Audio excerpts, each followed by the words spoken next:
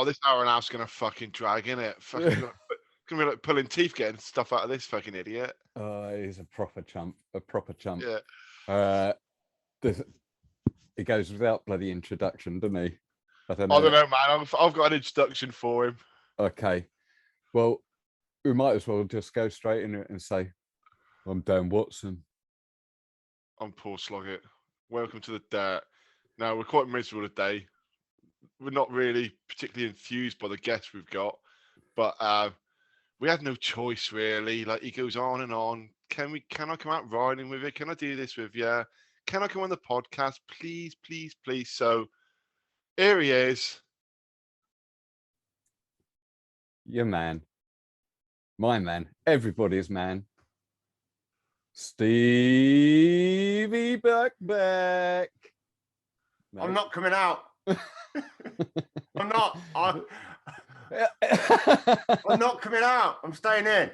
Is this like the ventriloquist puppet that gets left in the... Oh, here we go. It's only the bloody Christmas special. Oh, Merry Christmas, everybody!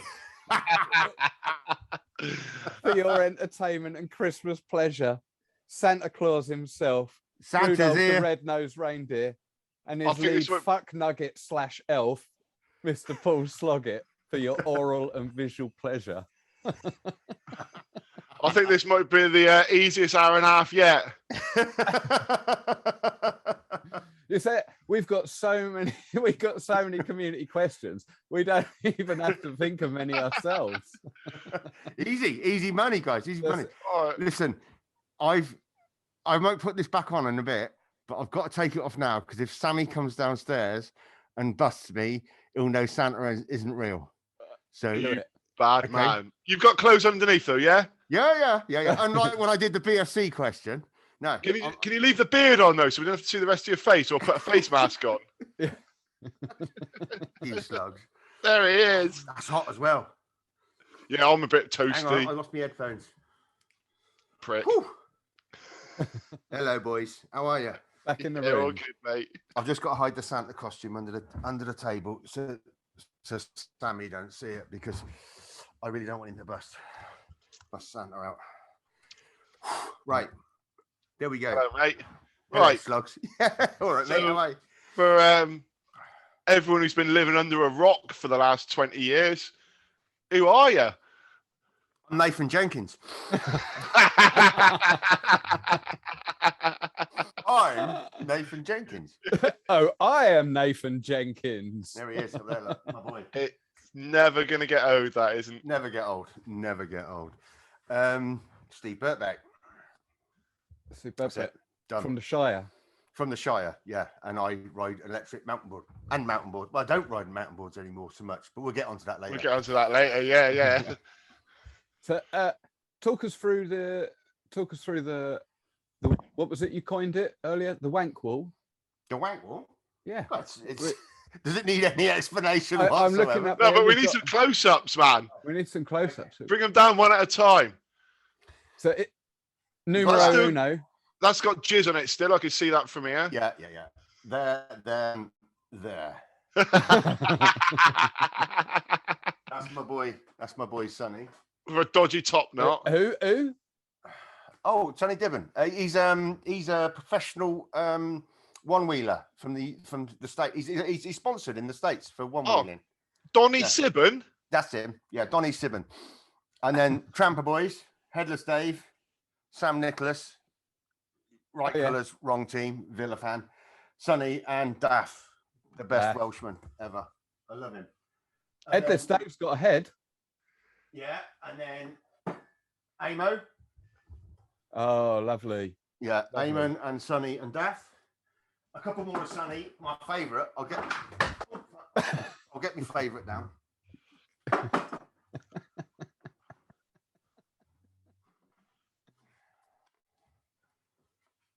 This one just speaks volumes. I mean, it just captures the man. It's the essence.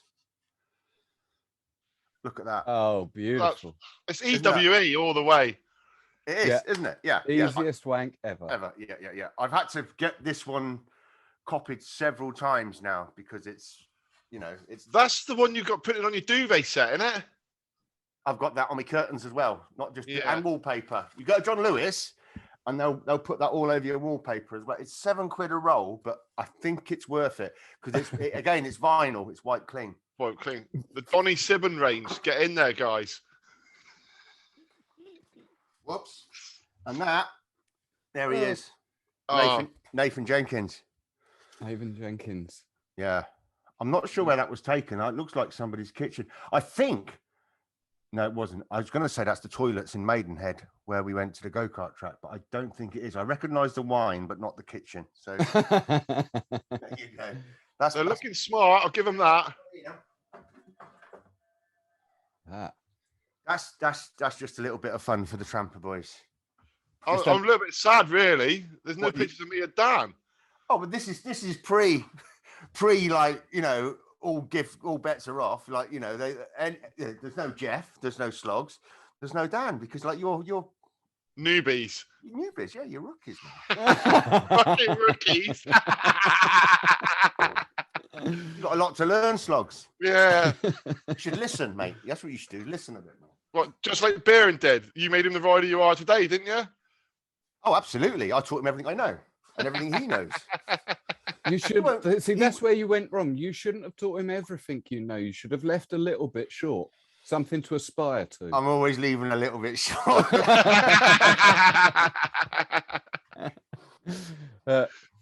Cracking, mate. We are so stoked to have you on here. Is that it? Are we finished? Yeah, we're done. Yeah. That's it. We've got enough. Obviously, I'm pretty sure that we could have wrangled your arm for the very first episode or any episode we like. I love the camera, Dan. You know that. I mean, I'm yeah. I don't need much. You, Steve. I don't need much persuasion. Let's be honest. And I've watched them all, and they're all great, apart from Scotty's. Yeah, they're all brilliant. Eamon's was really good. Yeah, BFC. Who were they? They were a small known regional affair. Yeah, easily slipped under the radar. My radar is fairly expansive, and there was no blip. No.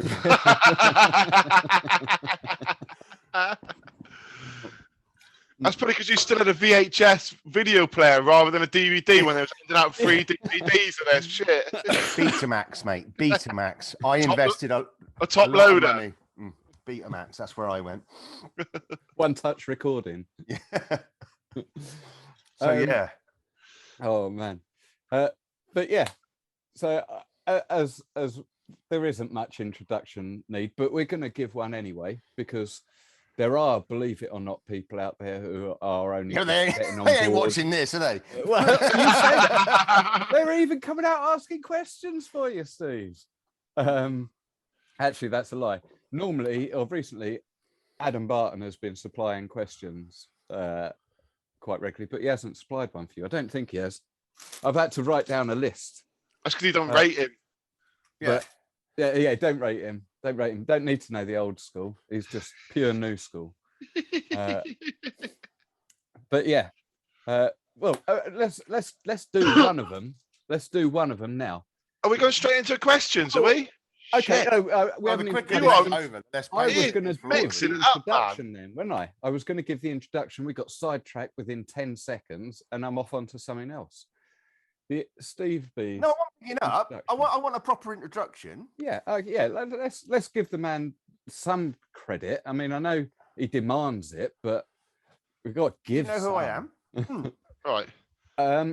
Yeah, Mr. Steve Birkbeck from the show. Right, dude. Let's get on to the questions.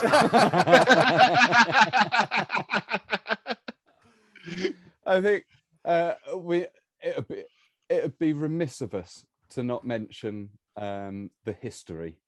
I think Steve would correct me if I'm wrong, but you're probably early 2000s started. I started competing in 2002. I started riding in 2001. Perfect.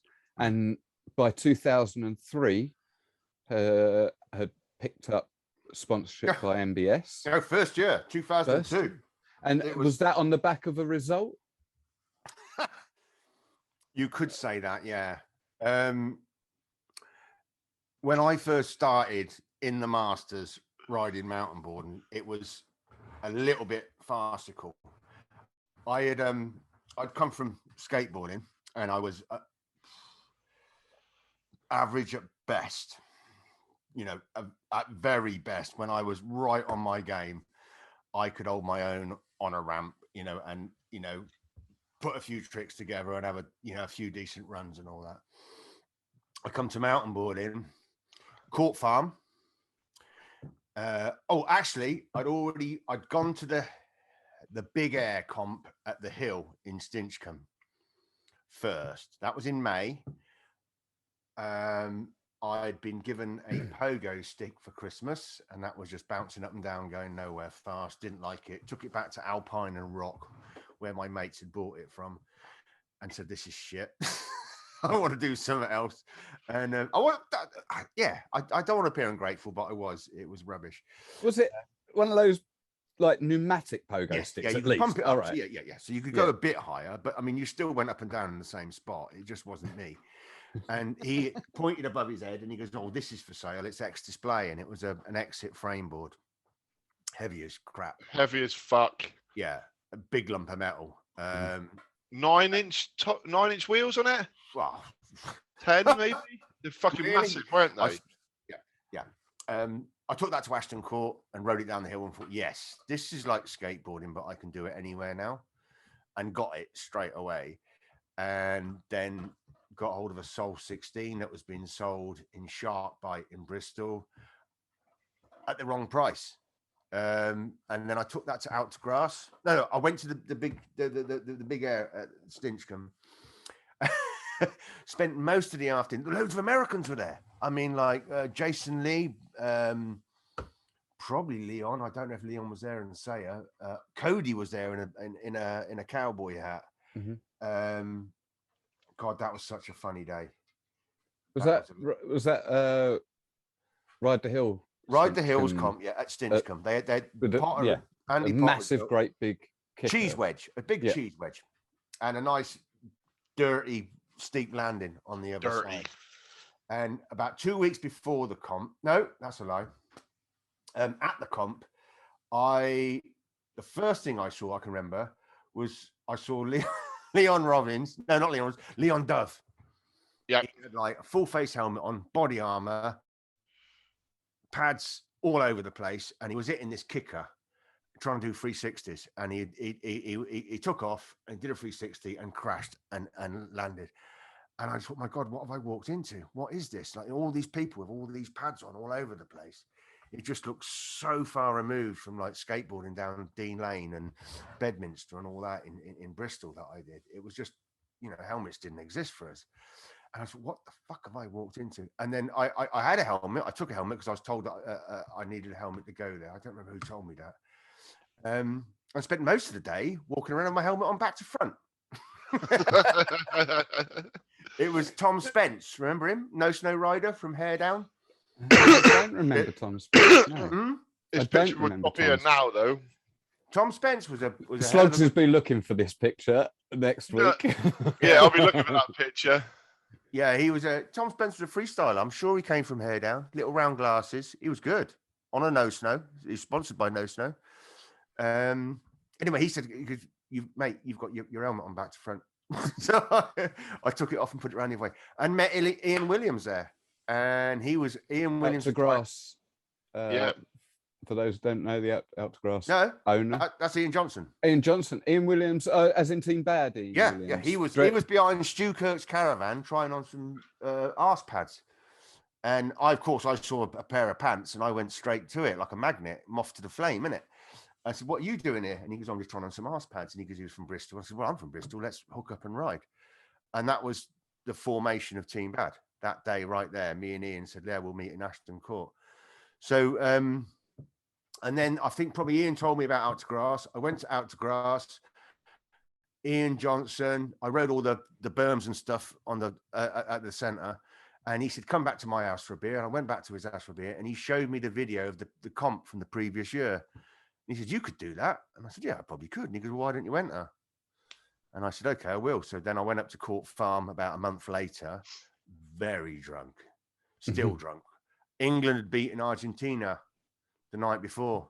Owen's dive in the penalty area, won as a penalty. He did dive. And so we got very drunk afterwards. And next morning, I went up to Court Farm. Clive Godfrey, he was there. And he... Not going to get a photo of that one. Guys, we're not going to get a photo of that one. No, I haven't got any photos of him. No. It's like he never existed. I reckon he's just a figment of all of our imaginations. I reckon we could find one. I mean, Johners would certainly have some, I'm sure. There must. John Paul, he's got an archive, and he was around at that time. I'll tell you who might have one. The police. Mugshot. So anyway, I end up at Court Farm, very hungover. Clive says enter, and I went up the hill, and we had a practice run. Most of them had already done their practice runs. And I watched the Masters category, and everybody came out the gate as fast as they could and promptly fell over. Boom. And that was it. They just rode down the hill as far as they could before they fell over. And I thought, well, all I've got to do is stay up. So I rode down the hill without falling over. Just clean. Yeah. One practice run. Didn't fall over. Thought, I'm not going to fall over. I'll be all right. It was down the steep hill as well. I was going to say, is this Court Farm Black Run? Yeah, pretty much. Apart from the start was slightly different. There was like it was over to the right a little bit, and you went for a bomb hole. But you joined the Black Run probably at the first berm, and then it was pretty much AJ built that track, I think. Yeah. And then it was boom all the way down, and I rode it clean, and I got to the bottom in the final, and Duncan Cleary was there in his kilt. Yeah. Remember him? Yeah. Mal Seward. And a couple of guys, I can't remember what their names are now. Mark Austin or somebody Austin. They drank gin like proper gin drinkers. They were brilliant fun. And they both fell over as much as they could, stay up basically. I got to the bottom, and Ian Michelin has said, wow, you've just won. Do you want to be sponsored? And I said, well, what does that mean? He goes, well, you'll get a shirt and we'll pay your entrance fee. And I said, thank you very much. Which meant that I had to go to where the rest of the comps that season.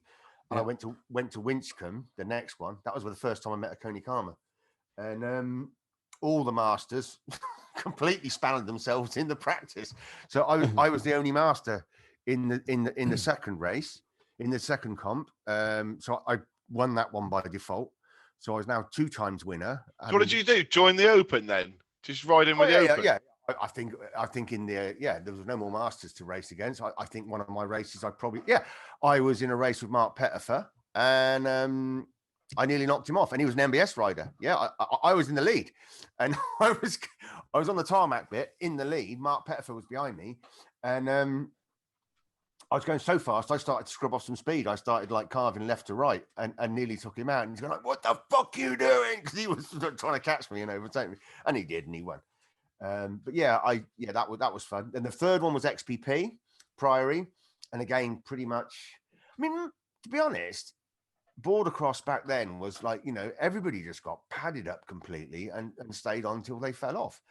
Just about every race, people were falling over. It really wasn't that photogenic. It certainly wasn't TV gold at that point. People were still learning their craft and things, I suppose. And I won at XPP. So that was 3 wins out of 5. Didn't even need to go to Scotland. Hydro Crieff Hydro. Didn't go there. And then the final was out to grass on the other hill, over the other side. And I think I won there. Yeah. So it was, the first year was just, I was like, what the hell is this? 37 years old.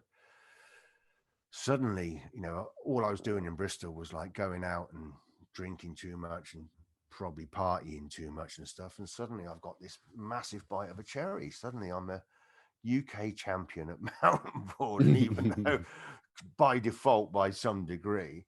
Second bite of the cherry, really, wow, what a place to be in. Most of the people there were not quite half my age, but they were a lot younger than me. Most of them were. And anybody who was my age was, no offense, but they weren't riding particularly well. So, I realized that I've got an in here, let's stick at it. Yeah. And Team Ban had started up by that point. started doing weekend meets and Wednesday night meets and stuff, and kids were coming along, and you were duty bound. You were obligated. If you said, "I will see you next week at the outside the Red Lion in Weston, and we're going to go to Breakheart Woods," this is like really before forums and stuff on the internet, or very basic forums on the internet, ATB Sports website, I think. You had to be there, because otherwise there's some like 16, 17-year-old kids stood there shivering with cold, wondering where everybody else was. So, well, that's it. It's only 3 years after I got my first ever mobile phone. Yeah, pretty much. Yeah.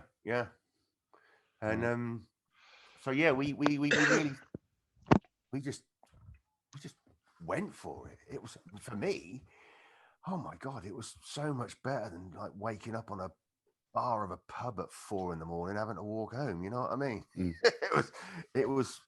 I grew up in the countryside. I grew up in a village, and suddenly I was back out in the countryside. I was back out on hills, and I was like, having stick fights and playing, just being a kid.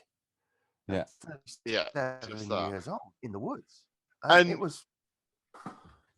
You found some really, really good free ride spots, like that you frequented all the time, and you had a massive. Team Bad was a huge, huge team, and you had some cracking free ride around your area. Yeah. We were blessed of our location. We had no snow just up the road in Cheltenham, who were really pushing it, and they were about 6 months to a year, at least a year ahead of us, maybe a year and a half. And then of course there was ATB Sports in Swindon, not that far away. And we had this Cotswold edge all the way along north of Bristol, pretty much from the M4 all the way up north to Cleve Hill, and the rest is just this steep-sided hillside covered in woodland, and take your pick. Basically, we had Ranwick, we had Birdlip, we had Crooked Mustard, Stinchcombe, Cranham, And I can attest that pretty much all of those spots that have just been listed are freaking epic.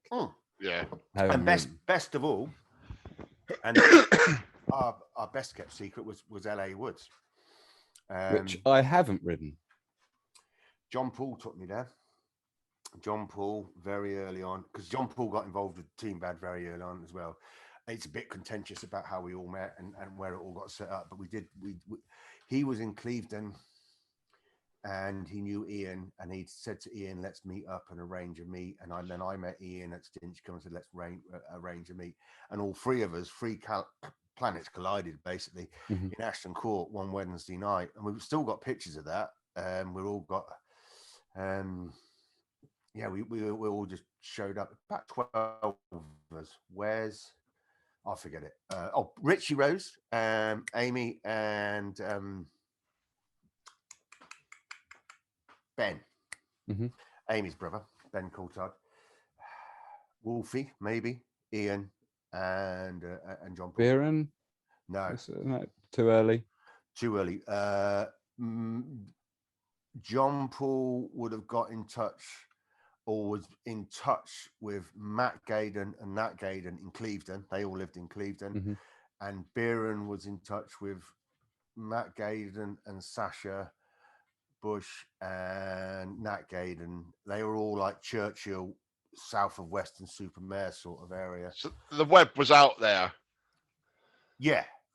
There was these people who were getting it and getting into it, and we were just picking them up. Everywhere we went, everywhere we'd go, we'd just pick up another couple and then come along. And John Paul showed me LA Woods. He goes, "Look, there's some bikers in here. It's just a strip of woodland just outside of Bristol, Long Ashton."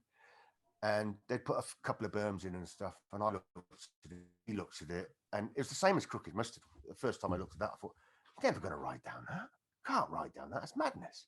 But if you start halfway up and you link a turn and then 2 turns, and you get 2 turns linked, and you go a bit further up and you put another turn in and keep on moving up, suddenly you're riding it clean. And the really annoying thing about that is that it takes you about 3 or 4, 5 visits to get it clean. And then you're riding it clean and it's all linking together, and you feel like king of the world, and you've like conquered Everest or whatever. It feels like you have you know, you nailed it. You've beaten this hill. And then someone like Lego shows up and goes, "Oh, that's what you do, is it?" And he drops in from the top and rides it clean first time, because we've shown them what to do. I mean, like Tim Jones, Paul Onions, Anthony Wilson, and me spent about 3 or 4 weeks trying to ride Crooked Mustard clean before we got it clean. And then once we did, open the floodgates, everyone comes along and rides it. And Long Ashton, LA Woods was great because we could build there. There was loads of standing deadwood. There was loads of lying deadwood that we could build berms with. The bikers were already building. It was just outside Bristol. We could be there Wednesday night. We could be there Sundays. And we built a really good downhill track. Jumps, berms, tight berms, trees right in your way. Lots of make it or die sort of like situations on that hill. And a myriad of lines. Once you got down to the bottom, you could chip off left, you could chip off right, and all sorts. And it became our training ground. And everybody in Team Bad would go there and ride. I'd made a point of taking everybody. The Wednesday before a comp, we would all go and ride LA Woods. And if you could ride LA Woods from the top to the bottom, then you knew you had a chance in the border cross. And it showed. And it fucking showed. Oh, it really did. Team Bad were prolific. You turn up at the comps en masse in your American football fucking tops. and you'd see the podiums were just fucking littered with Team Bad. A bit all down to Long Ashton. Yeah, a lot of it.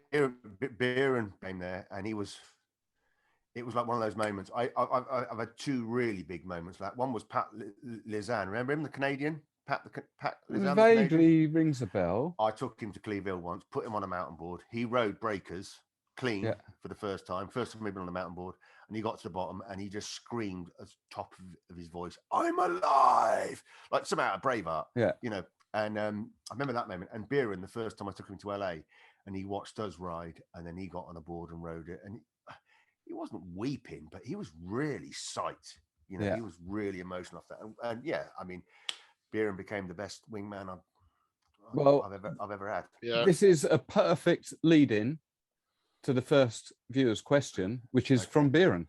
Oh, okay. We see a lot, and this is fantastic because we've talked briefly about your Masters success. How many times were you crowned Masters champion overall before we go into this? Five times Masters overall champion. Border cross champion.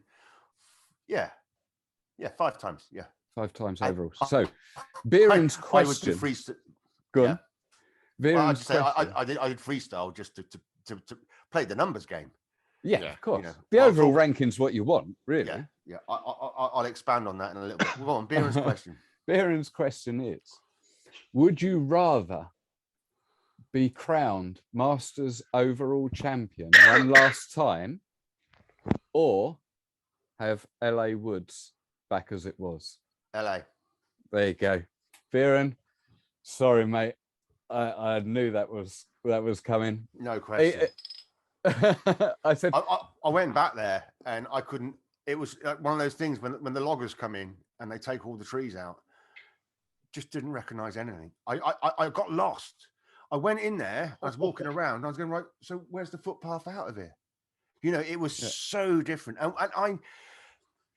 When I was a kid and I used to skateboard around my village green, I knew every crack. I like, you know, on the pavements that I learned to skateboard on in my housing estate, I knew every little ridge and bump like the back of my hand. Like knew what drain covers you could ride over, what you couldn't. You knew the ones that were going to rattle you off and the ones that were okay. You knew where to lift your front wheels up. You knew which curbs were fine and all that. I had all this stuff indelibly etched in my mind. And LA Woods was exactly the same. I knew every freaking root, rock, and all the stuff to look out for. If that one's fine, just rattle over it. If you're a bit offline there, it doesn't matter. You can ride through that. Don't go offline there. Get this bit right. Make sure you got your body in the right position when you hit this at speed. Otherwise, you're fucked.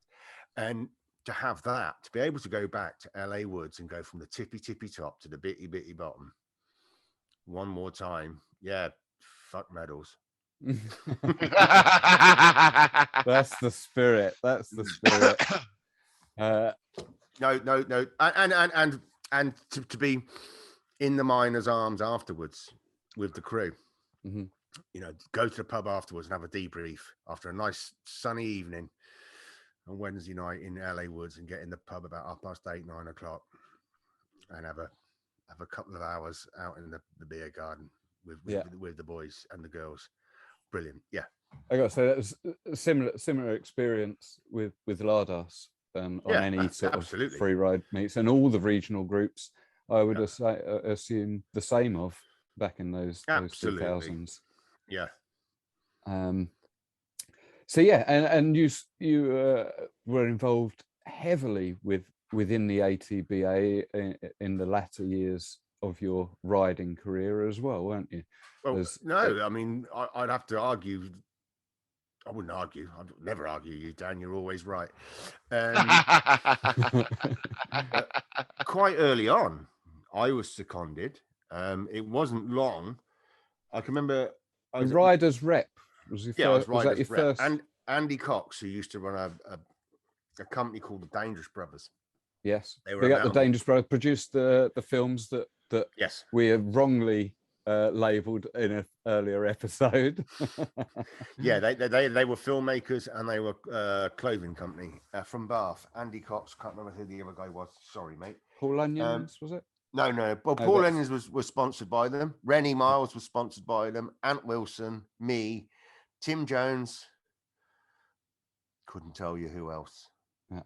Maybe Cat Onions as well. It's a decent lineup, though, isn't it? It was a good lineup back then. Yeah, free riders, hardcore free riders. Yeah, free riders. Yeah. You know, proper woodland boys and girls. Anyway, Andy Cox was going off to Japan with his wife, Japanese wife, and he was going away there for a year, and they needed somebody to step in as riders rep. And so suddenly I find myself in Simon Packer's kitchen for a meeting with the ATBA. Stu Kirk, Dave Tatham, Ian Michelinis, me. Oh man, can't think of who else. There'd be a treasurer. Oh, Dave might have been treasurer. Simon and Ian would have been trade. Stu Kirk would have been chairman. There'd have been a vice chair, and then me as riders rep.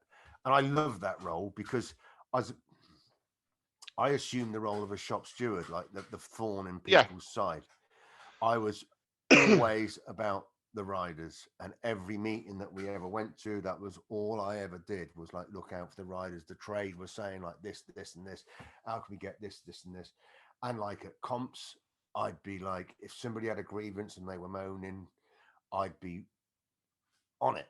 And it gave me a privileged position where I was able to meet people knew who I was, on both sides, you know, in the committee. Kind of a big deal, I might say. Yeah.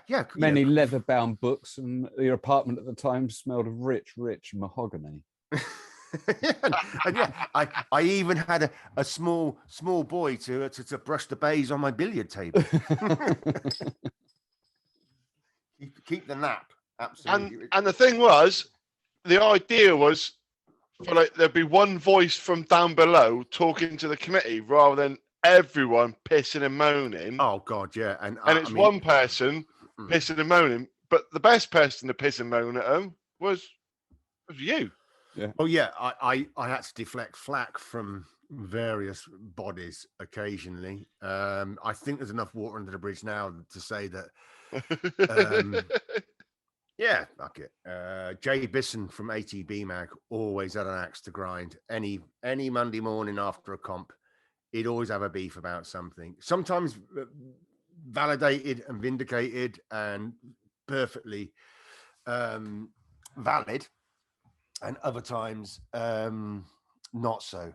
But I would probably, as a self-employed carpenter, spend far too much time on a Monday morning on the phone to Jay trying to iron out his grievances, and he'd phone me because he knew that I'd answer, and I would try and speak to him and pour the oil on the troubled water, and I'd look over my shoulder, and my boss, like, I'm supposed to be building a house or whatever, you know, out of wood, and my boss would be there going, like, get off the fucking phone, Steve. And I go, yeah, I will in a minute when I've got rid of this.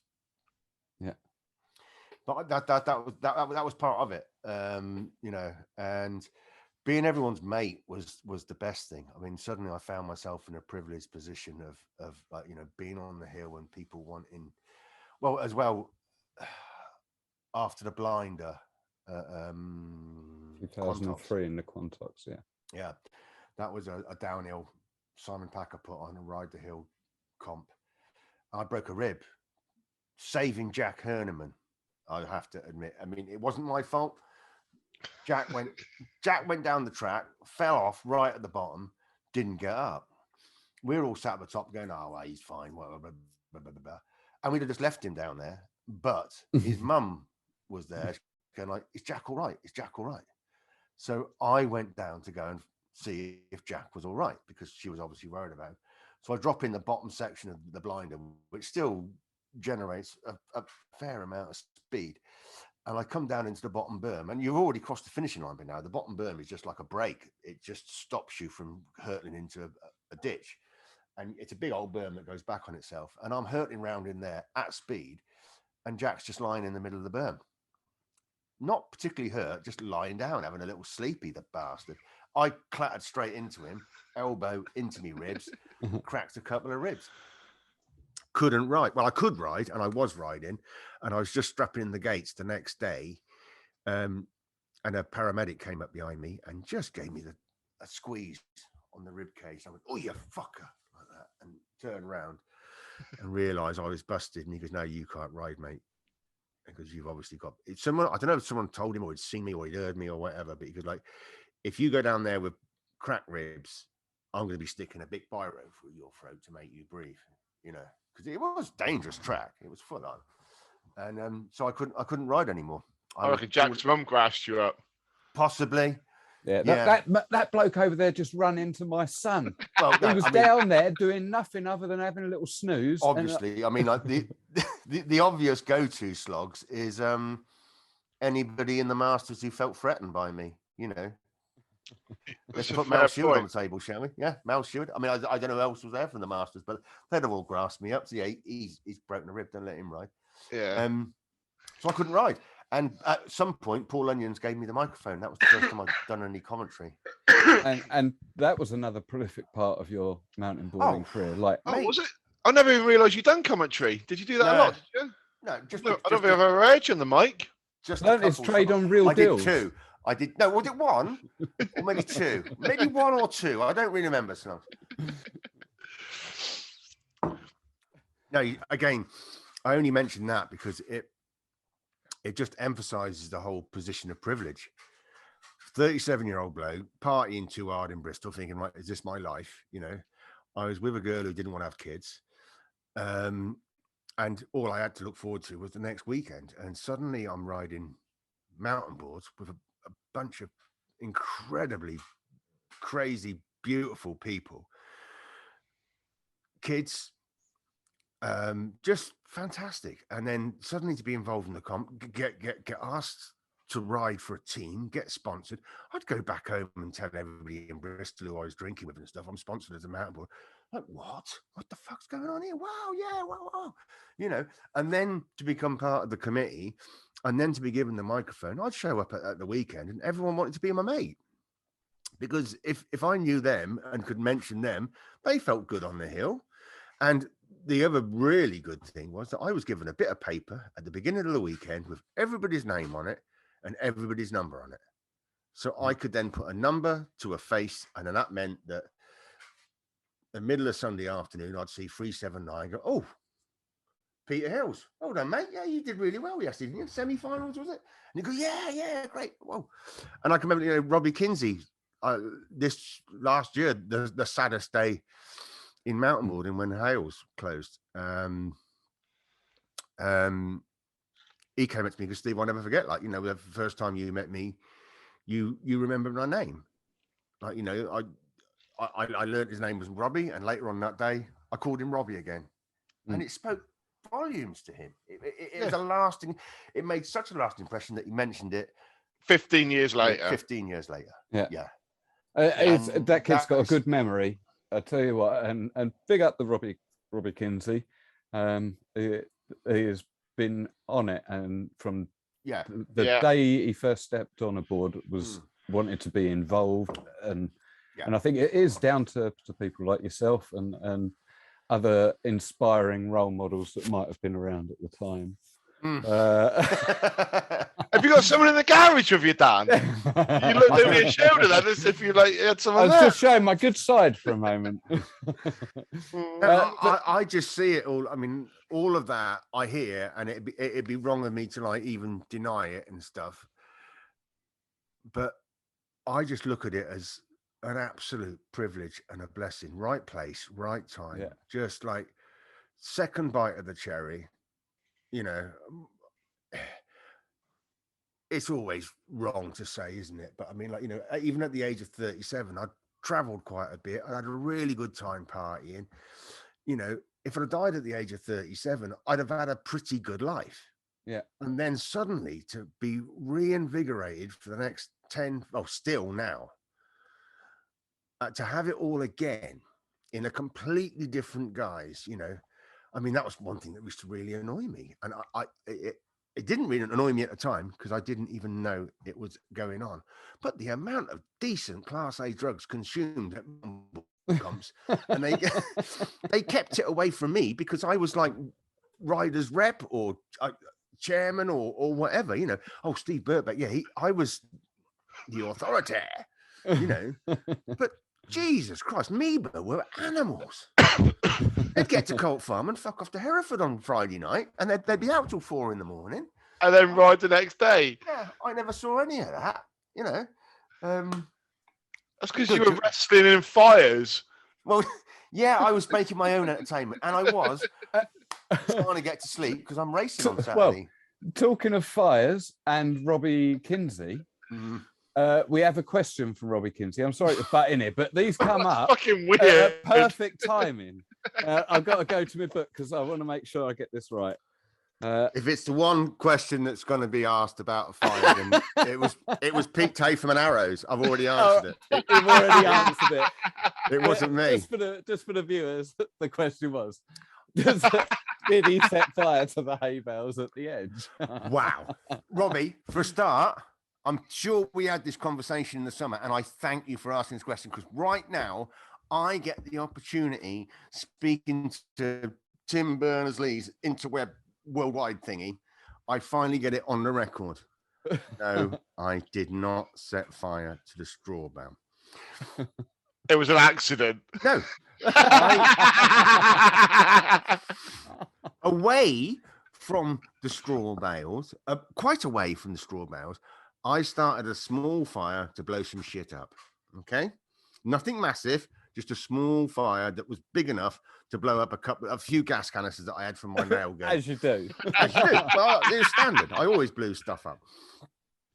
I go back to the ATB Sports camp, Anthony and Stu, and they're all there.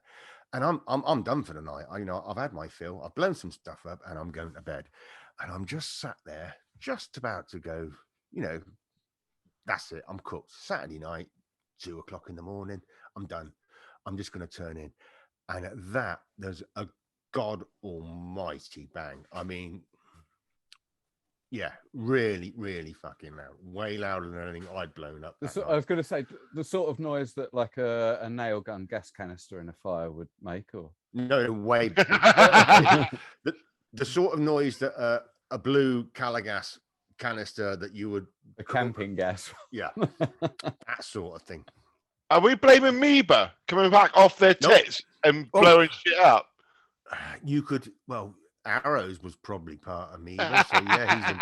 Anyway, I go back over there to hear what this noise is, and not forgetting, okay, I was chairman at the time, but Chris Hill, who owned the Edge, had left Mike Payne in charge.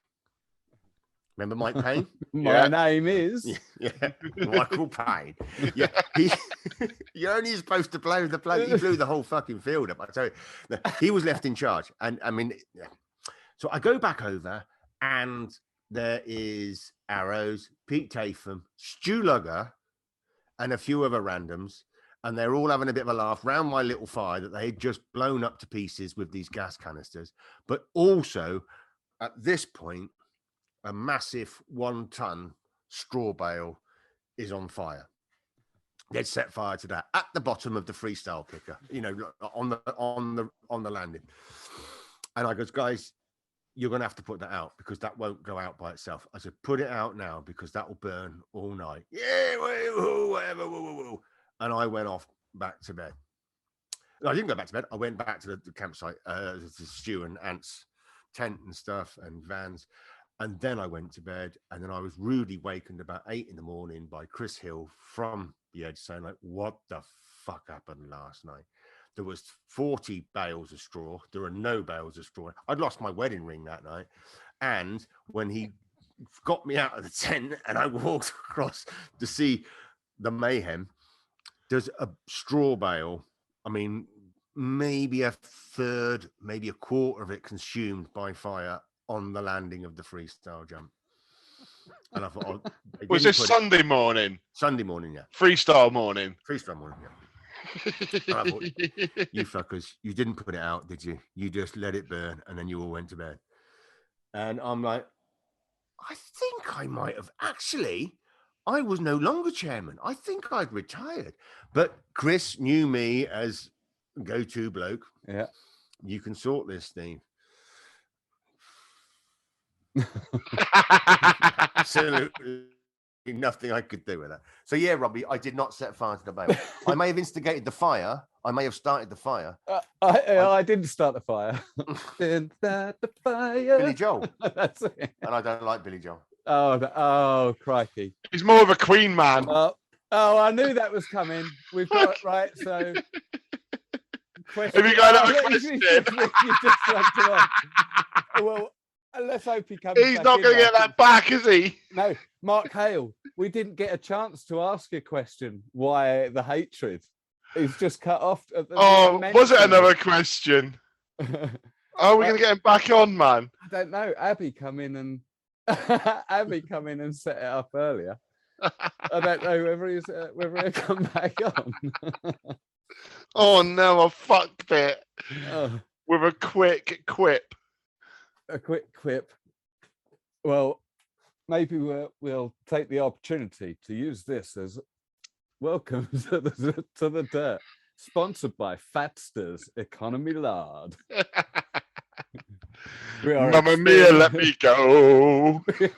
Let me go. Whoa. Well, I suppose. Look, here he goes on the phone. He can't get it back on, can he? Let's put him on loudspeaker. Hello, Steve. Hello, mate. I had to. What's the password code? Meeting. I haven't got one. Okay. Give me a second, and I shall tell you. I just shut the iPad up, not thinking that it would put me off. Where are we? So while I'm looking for this. Sorting that out, right? Anyone who's friends with Steve on Facebook or the Gram, just send links. 220. Just send YouTube links of Queen songs to him because Queen are his favourite band ever. He'll really appreciate it. Verifying passcode. Oh, here we go. And send a Queen. Hello, mate. Let me go. Oh. Right. Back in the room. Right, I'm back in the room, but no more mention of Queen, otherwise I'm going again. I can only apologise for that. That's your one. Right, Mark Hale, we can't ask you a question. No. He said I'm not allowed to mention that band again. But the next question, Mark Hale's fine. Mark Hale's question is like that, is it? Why the hatred of Queen and Lord of the Rings? Oh, but Josh. As you get older, I'm 57 now, you're allowed to become bigoted, but I've always been a bigot with Queen from an early age. And there's probably 4-5 reasons, and I'll name them quickly. First one is I I haven't ever owned. I've never wanted to own, and I've certainly never listened intentionally to the whole of Bohemian Rhapsody, but I know every fucking word to that song. I've been mentally violated. I've been raped by that song. Orally raped. Miller. No, we will not let him go. Let him go. Let me go. Miss Miller. No, we will not let him go. Mamma mia, mamma mia. I know every single freaking word, and I don't know why, because it's just ingrained. When I was 13 or 14 or 15 or 16 or whatever, it was 16 weeks at number 1 in the charts. Every Thursday, you'd watch Top of the Pops, and it was on. So yeah, just like learning lines for a panto or whatever else, it was just ingrained in my head. So I've been mentally raped by Queen. So there we go. That's the first one. Have you been physically raped by Queen? No. No. I was thinking that was going to be number 2. I wouldn't let that happen. I don't know. I quite like Brian May. Okay, moving on to Brian May. Anybody who marries somebody with the same hairstyle as themselves is a wrong one. Brian and Peter Dobson both got tight curly perms. That's wrong. Okay, that's just a little bit of a side hatred. I'll give you that. Yeah, thank you. What really happened was Brian May just used to wander around with a full-length mirror. Yeah, he'd just turn up at the red carpet with a full-length mirror, just wander up and down it.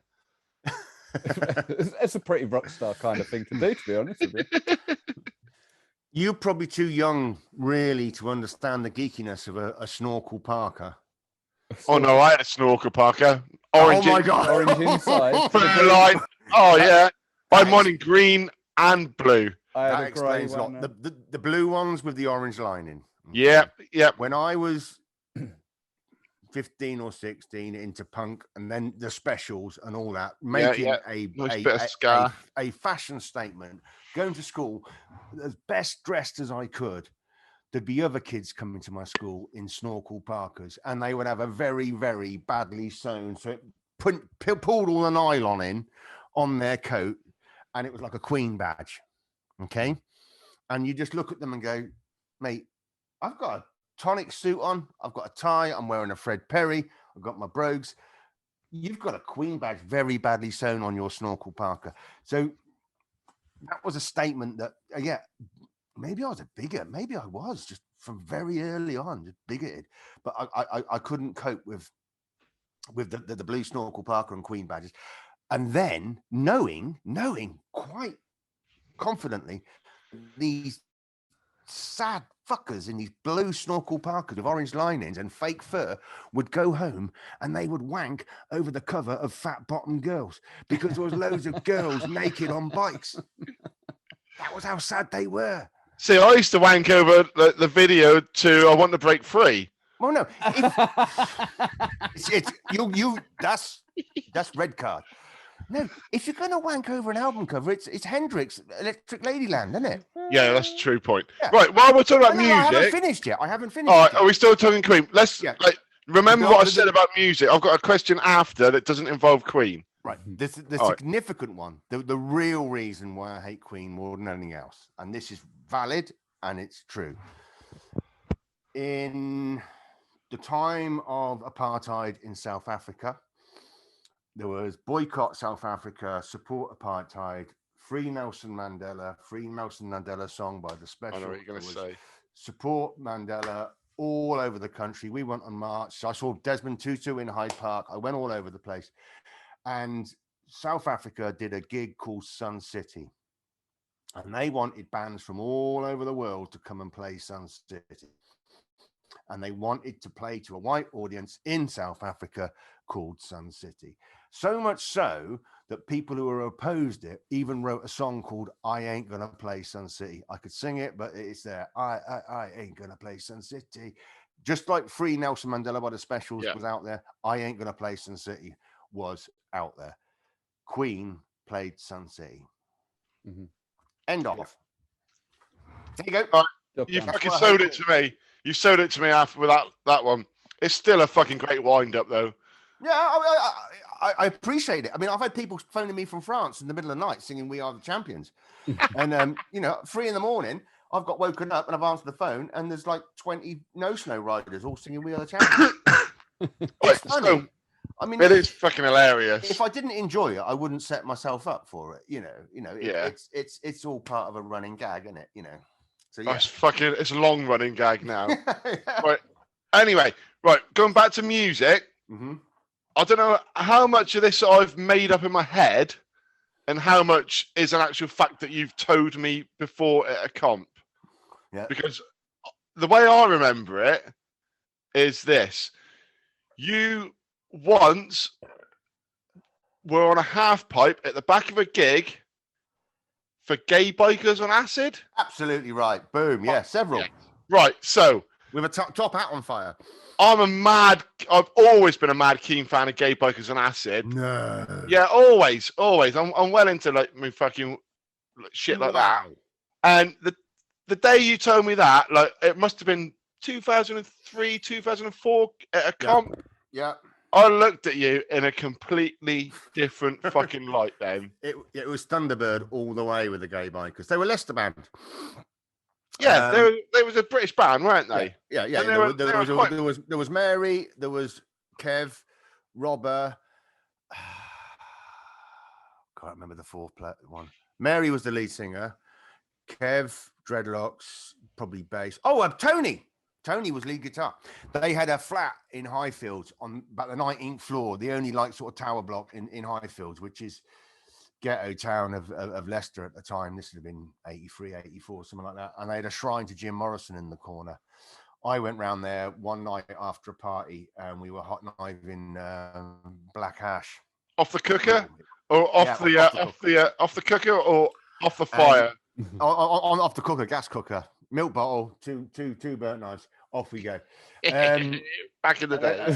It's not done one of them for 20 years. Why would you? Yeah. Incinerate your lungs. But yeah, the shrine to Jim Morrison and all that. And they'd seen me around and I'd seen them around. And I knew they were a band called the Gay Bikers. And they knew that I skateboarded. And this is when I was making my own decks. I had you start linking things to inflation. If I wanted a decent maple, Alva would have been about the only wide board you could buy. You could buy probably a cheap Veriflex birch plywood thing with loads of plastic bolted to it for about 70 or 80 quid. Or a decent Alva deck would have been 60 or 70 quid imported from the States. Well, we're talking 9.5 plus inches. As a wide deck then, yeah. Yeah, the first ones that came out, So I was pressing my own. Not with maple ply, with birch ply. I couldn't afford maple, but there was a community centre in Highfields that you could go. Well, hang on. What were you doing in Leicester? I went to Leicester Poly. Right. Failed miserably at estate management, but had a bloody good time.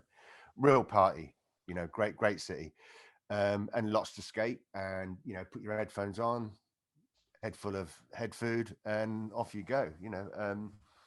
So yes, the Gay Bikers wanted an addition to their gig, and the idea was that we'd have a quarter pipe on each side of the stage.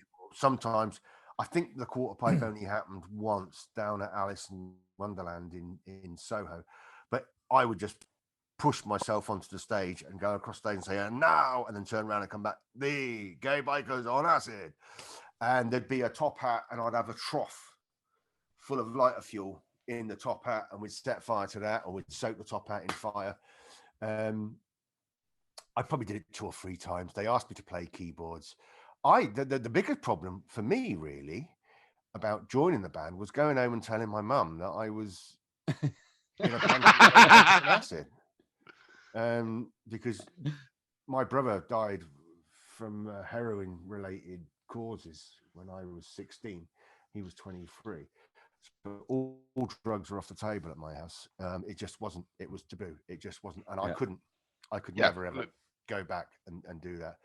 So I'd follow them around as a mate and a skateboarding mate, and I remember they actually wrote to Thunderbird and said, "Will you sponsor us?" Because they drank a lot of Thunderbird. I think Red Label was stronger than the Blue Label. But they drank a lot of Thunderbird wine, and they wrote to Thunderbird, and I think the letter came back saying, "Why the fuck would we want to sponsor someone called Gay Bikers on Acid?" And that was the end of them. But Mary became Apollo 440. Stop the rock. Stop. Yeah, can't rock. Can't stop. the rock. Well, whilst we're on music, Have you got another question? Another viewer's question. Right. Can I just stop you there? Yep. That is the best ever story I've heard you involved in.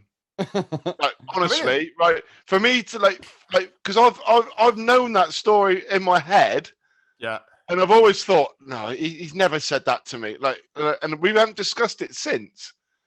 No, well, there you go, Stock. But it's blown me away because I've got fuckloads of vinyl of like the bikers, man. I'm a big fan. I couldn't name one song, mate. I couldn't name the songs. I've got the vinyl though. I've got like a vinyl, and on one side it's like a 12-inch. On one side there's a couple songs like an EP. On the other side, it's all weird spirograph fucking stuff put in there instead of like Music. Yeah, it's music. Yeah, they were pretty fucked up. They were fucking weird, man. Yeah, and they were like sort of trippy punk. Yeah, there was the Bomb Party from Leicester, Crazy Head, and Gay Bikers on Acid, and that was like the Leicester sound at the time. Princess Charlotte, Fan Club, Cooler, sort of gigs. And they were all like sort of same genre, were they?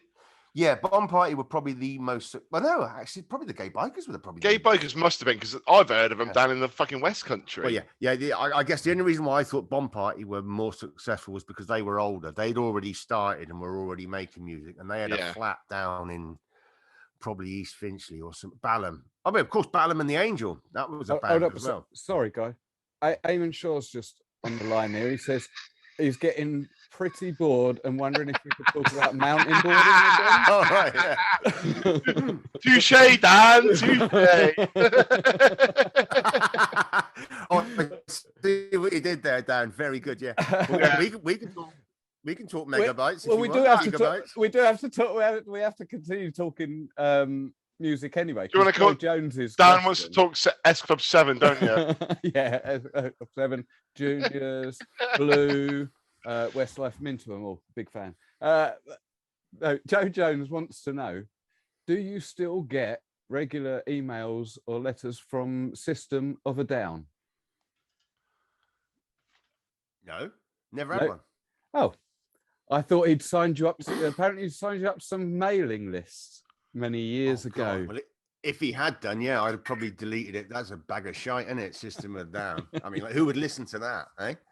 I mean, I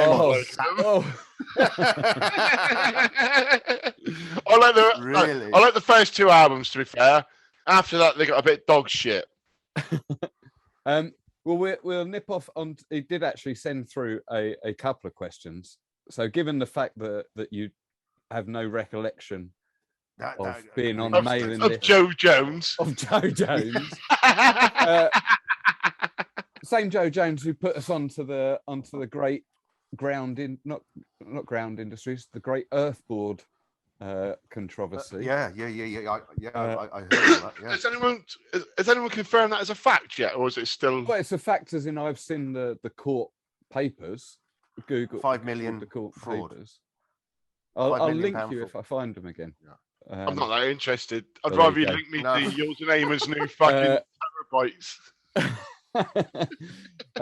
So probably another equally spurious question that he's put. He's given us 4. I don't know why. Yeah. Is there a reigning spoons world champion? Well, it's got to be Gary Holcomb, isn't it? Gary Holcomb. Perfect. What's the most dangerous thing? Hang on, what are we talking about? Spoons? You hit yourself as hard as you can with a spatula on the head. Yeah, you should have said, let's just play the game next time. No, well, you hit yourself, or someone hides behind you and you put it in your mouth. No. That's the one.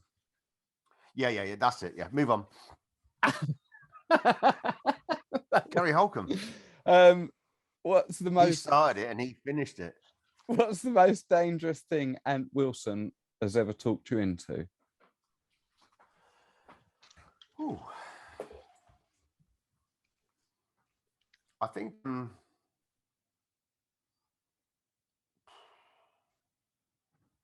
can't remember what it was called.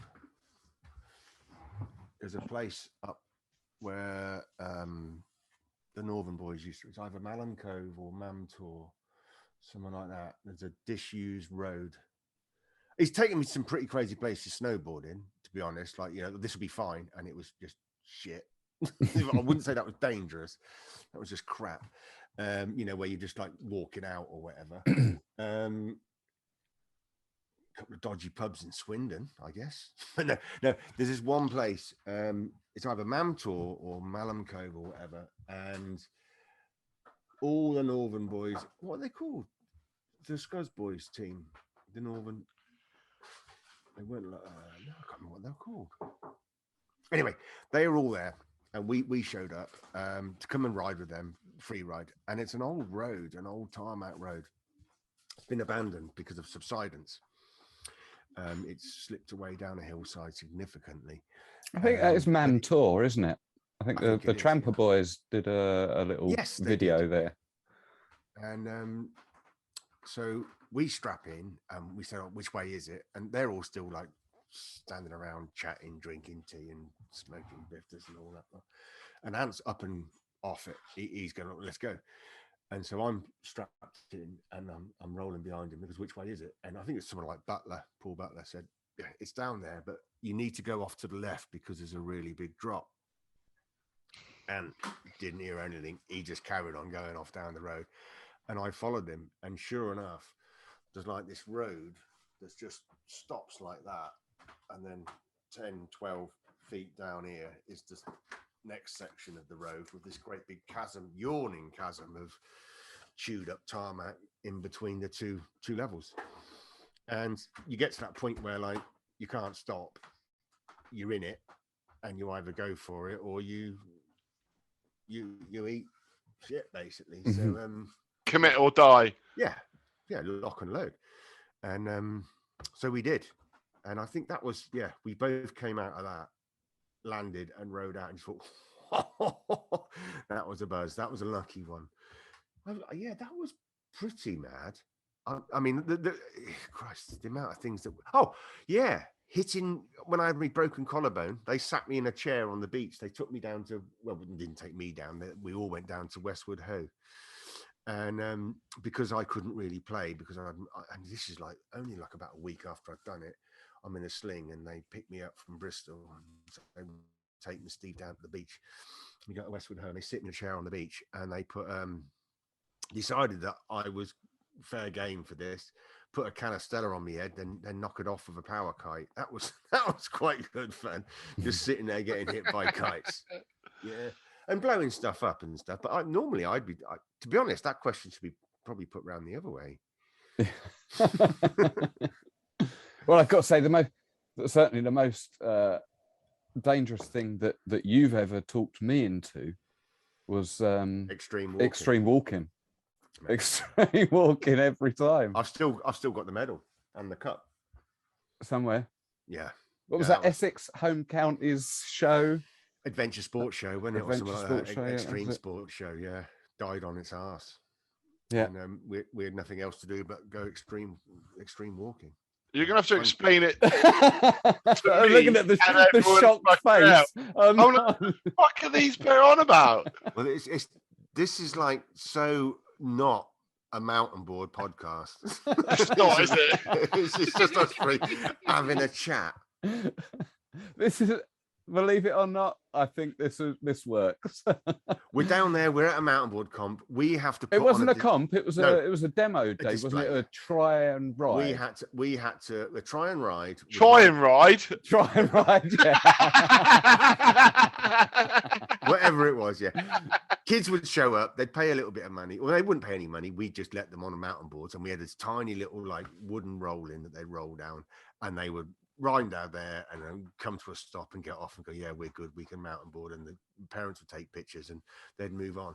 But the footfall of that festival was so small that, like, we had very little to do. And then 2 or 3 times a day we actually had to do a demo, and there was a proper kicker with a landing, but there was no hill, there was no way of generating speed, so we were getting towed in by quad bikes, and we get towed in by the quad bikes, hit the kicker, do the jump, and then like the dumbass people who gave us the plot like only gave us like about 60 foot. So like you'd land on the landing ramp, and then there was like Harris fencing, like, like 10 yards away. So you just had to slide and stop before you got sliced in by cheese grater. But in the meantime, to entertain ourselves, because nothing else was happening there was this other stall there, and they were doing extreme walking, and they had like these walking poles, these Nordic walking poles, before anybody else did. I kept seeing them come past us, didn't they? Yeah. We'd be doing this demo, and it was walking like about 20 times a day. But how big was the hill? There was no hill. It wasn't a hill. It was just like they were just like Nordic walking on the flat, selling poles. But some of these people slogs, they had a shirt on the back, and it said trainer. They were trainers. So we decided that, like, you know, for want of something to do to relieve the boredom, whenever they came walking past, one of us would shout, "Go long," and we'd get a Nerf or a Frisbee or whatever it was, and somebody would go long, the other side of the Nordic walkers, and then we would pretend to throw the Frisbee or the Nerf at our mate who was over the other side, go and throw it to me. But we didn't. We just aimed at the Nordic walkers. We just threw it as hard as we could. And there we go. Sorry, mate. And after about a day and a half of this, they kind of like sussed out what was going on. So they started going around the back of our stall and actually bypassing us so they didn't get hit with the Nerf. And in the end, me and Dan went over then to look, I'm sorry, we've been, you know, there's been nothing else to do. And like the best fun we've had all weekend is throwing things at you. Can we ever go at your... Can we ever go at Nordic walking? And they said, yeah. He was stoked as well. Yeah, they really happy. Super enthusiastic. Dan, the first thing Dan said to him is like, "Do I need to wear pads?" And he goes, "No." He goes, "No, I think you'll be all right." And then we set off, and he said to me, he goes, "It's quite simple." He goes, like, you put your left foot forward, left foot, right hand, right foot, left hand. Like, you know, whoa. Oh, slower, man. That's really fucking confusing. Exactly, Slog. This is the perfect story for you. Left foot, right hand, right foot, left hand. You know, like you're normally walking, you alternate, yeah. So I said to Dan, I just gave him a quick nudge, and I goes, "Let's fuck this up." So we set off, and we go left foot, left hand, right foot, right hand. He goes, no, go back. And he says, go back, do it again. And he goes, "It's left foot, right hand, right foot, left hand. Just like you're normally walking, just walk like that, but with the poles." And we said, "Okay." And we set off again, and we did exactly the same thing. By the third time, he goes, "Right, put the poles down and just walk like you normally do." And we did perfectly, absolutely fine. And then he brought us back, and he was like, pick the poles up and do that again. And this time we just legged it, didn't we, Dan? And we started running. And to be honest, with these poles, you can go really fast. And if you plant the pole at the right point and put all your weight on it, you can launch yourself quite a long way and land, and then put the other one in. So like we were herring around this field, and Dan's doing like 360s and all. We go, "Hey!" Getting a grab in and everything. And then Trampa Ted, he's had enough by this time. He was going home. It's Sunday afternoon. He hasn't sold anything all weekend because about 3 people have come through the gates. And we're coming up to Ted's stall, and I see him packing up. So I go, "Right, I'm going to jump through." And I tuck in like Franz Klammer with me Nordic poles under my armpit and jump through his stall and hook both me toes over his table. So then I'm Supermaning through the air with the Nordic poles fluffing on, and land and roll and like boom in a big cloud of dust. Dan's pissed himself laughing. Ted's laughing. This guy comes to go, "You're all right. And I'm going, well, yeah, I'm absolutely fine, mate. Don't worry. Are the poles okay? The poles?" He goes, "Yeah, they're absolutely fine." And we get up, and we carry on going back. We get back to his stall, and he's going, guys, you've got to see these two. Get the camera out, film them. They're naturals." The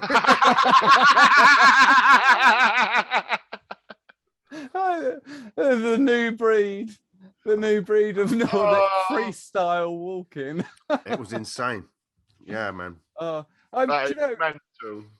pretty sure that they were too. You say about getting towed in by quad. Yeah, I'm pretty sure that same weekend we totaled a rage quad. Yeah. Keith and Beirans rolled a 2-seater rage. Never been done before, and they rolled it. We'd made about 80 quid that weekend, and I phoned Liz up and I goes, "Look, Liz, we've got 80 quid. You don't want this money because like we haven't made any money. I can take everybody down the pub and buy them some food, or we can spend it here." And we went off to the rage quad, whatever they were called. They're like Honda pilots, weren't they? Something like that. Yeah, 2 people. And I said, like, I goes, look, mate, we've had a crap weekend. You've had a crap weekend. Can we all have a go? And he said, yeah. He goes, well, I'll fill them up with petrol and you go till they're empty. And so there was 4 quads and we had 2 heats, didn't we? Yeah. There was about eight of us, 4 of us out there at a time. And I had 1 double, 3 singles and a double. And Keith from Beirans, we all came around the corner and they were on their roof. And he goes, I've never seen that. Upside down. Yeah. And he goes, no, never seen that before. See, did both of you go to the Isle of Wight? The Isle of Wight one. We both went. All 3 of us went there, didn't we? Yeah. Team Bad are banned from the Isle of Wight.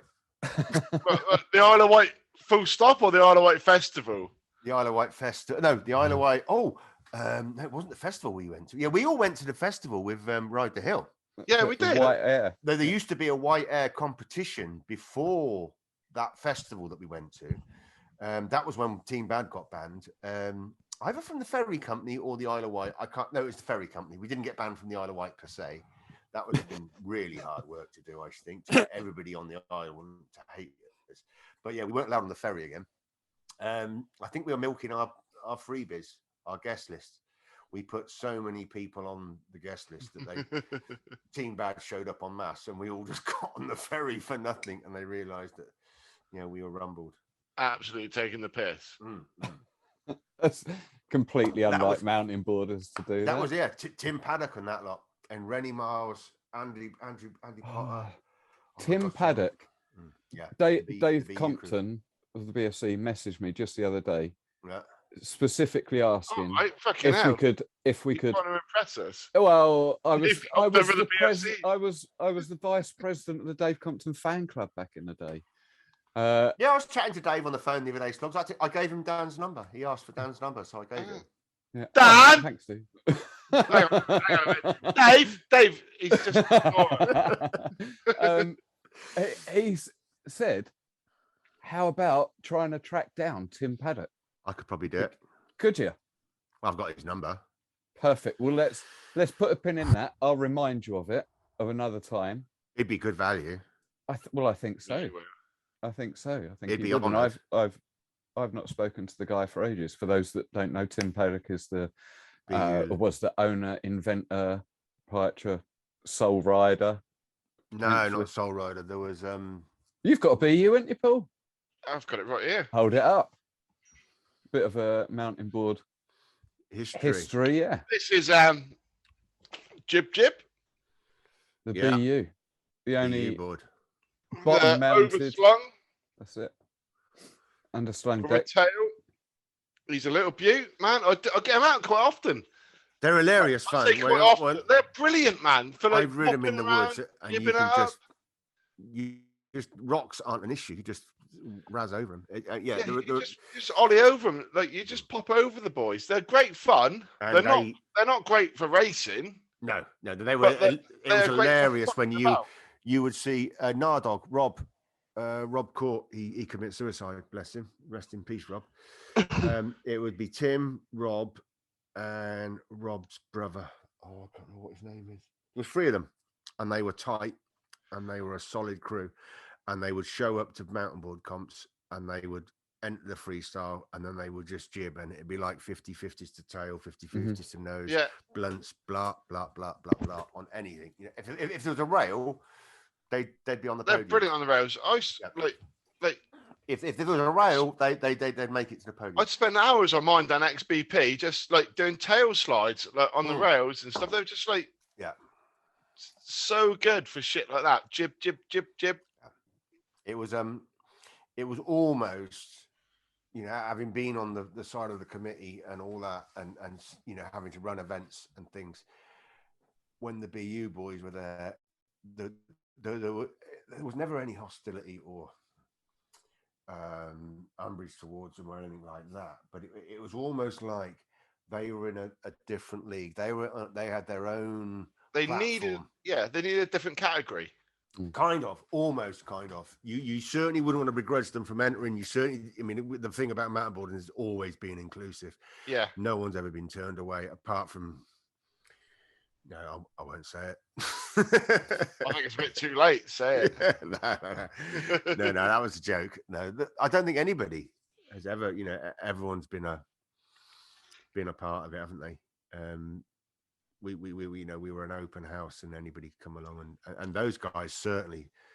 They paid to play and stepped up. We'd go to Wenham Woods and hook up with them and ride, and we'd be on our comp 16s and stuff, and they'd be right behind us and sometimes ahead, and also hitting stuff that we couldn't possibly hit. Any tree that was lying down was a rail. Yeah, just pop over the top of it. Yeah, they sessioned it, and they're not easy. They're not easy to ride. They're like. You're talking like if you think about like you said the comp 16s, you got three maybe 4 inches more clearance than you have on them.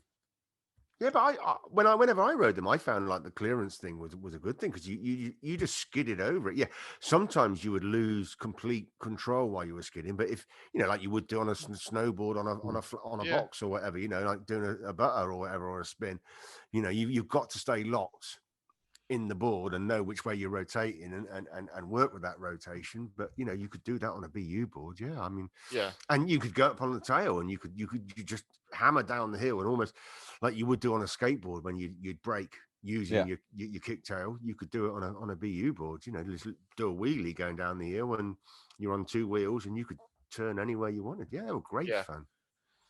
Because I used to, I worked out it's way better with heel straps.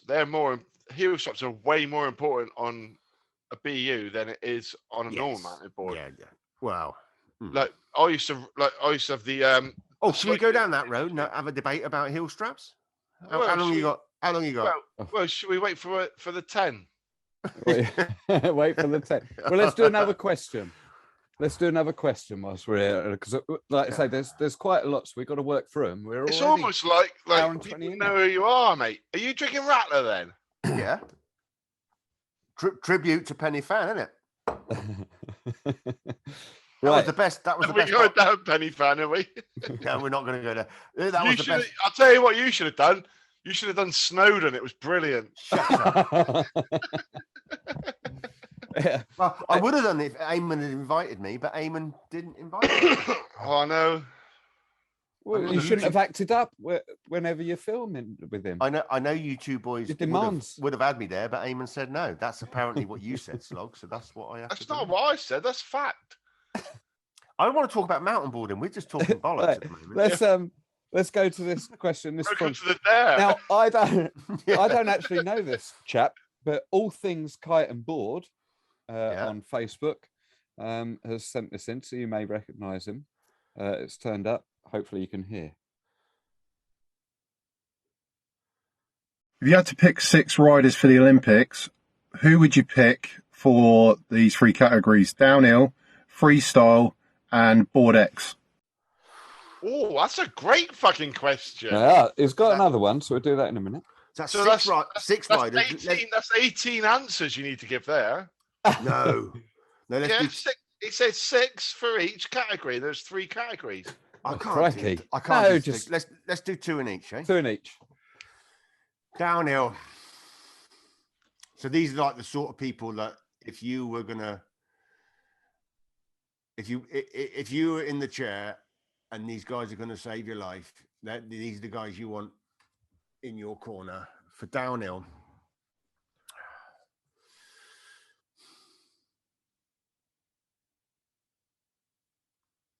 Are we going past or present? Are we going anywhere? Across. I'm going to put Pete Tatham. Yeah, good shout. Very fucking good shout. And I would probably put just because I can't not. Oh fucking hell! See, if I put Beirans in, Ant's going to be really pissed off, and if I put Ant in, Beirans going to be really pissed. Choose someone else then, and fucking both off. No. To be fair, for the record, I'm going to piss Beirans off and say that my money, if you could get Ant in those race gates at the moment, he's the best free rider in the planet. Tatham, Ant Wilson. There you go. For freestyle, it's got to be consistency. Who can just stack up. I mean, this, you know, it's where it's Tommy K and Brind, isn't it? Yeah. I don't think you got a choice. You So, could yeah, you got possibly, Border you could, Cross. you Yeah. could possibly put Downey and Robbins in there, but I think both of them have got a bigger quiver of arrows. They've got more tricks. Tommy K, effortless. Just, you know, I mean, like, you know, I've been rehearsing about, like, you know, my slogs is 10 and, like, you know, favorite riders. It's different to best riders, so I'm leaving that one. And then Border Cross, well, me, and slogs. So I had wind. Yeah, no, Border Cross. Jesus H.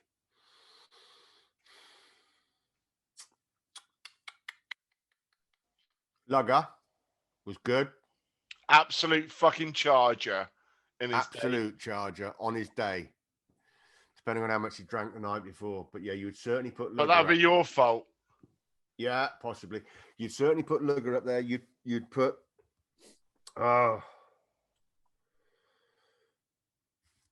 again, Mr. Kirkman would quite often rise to the occasion, and Pete and Dave.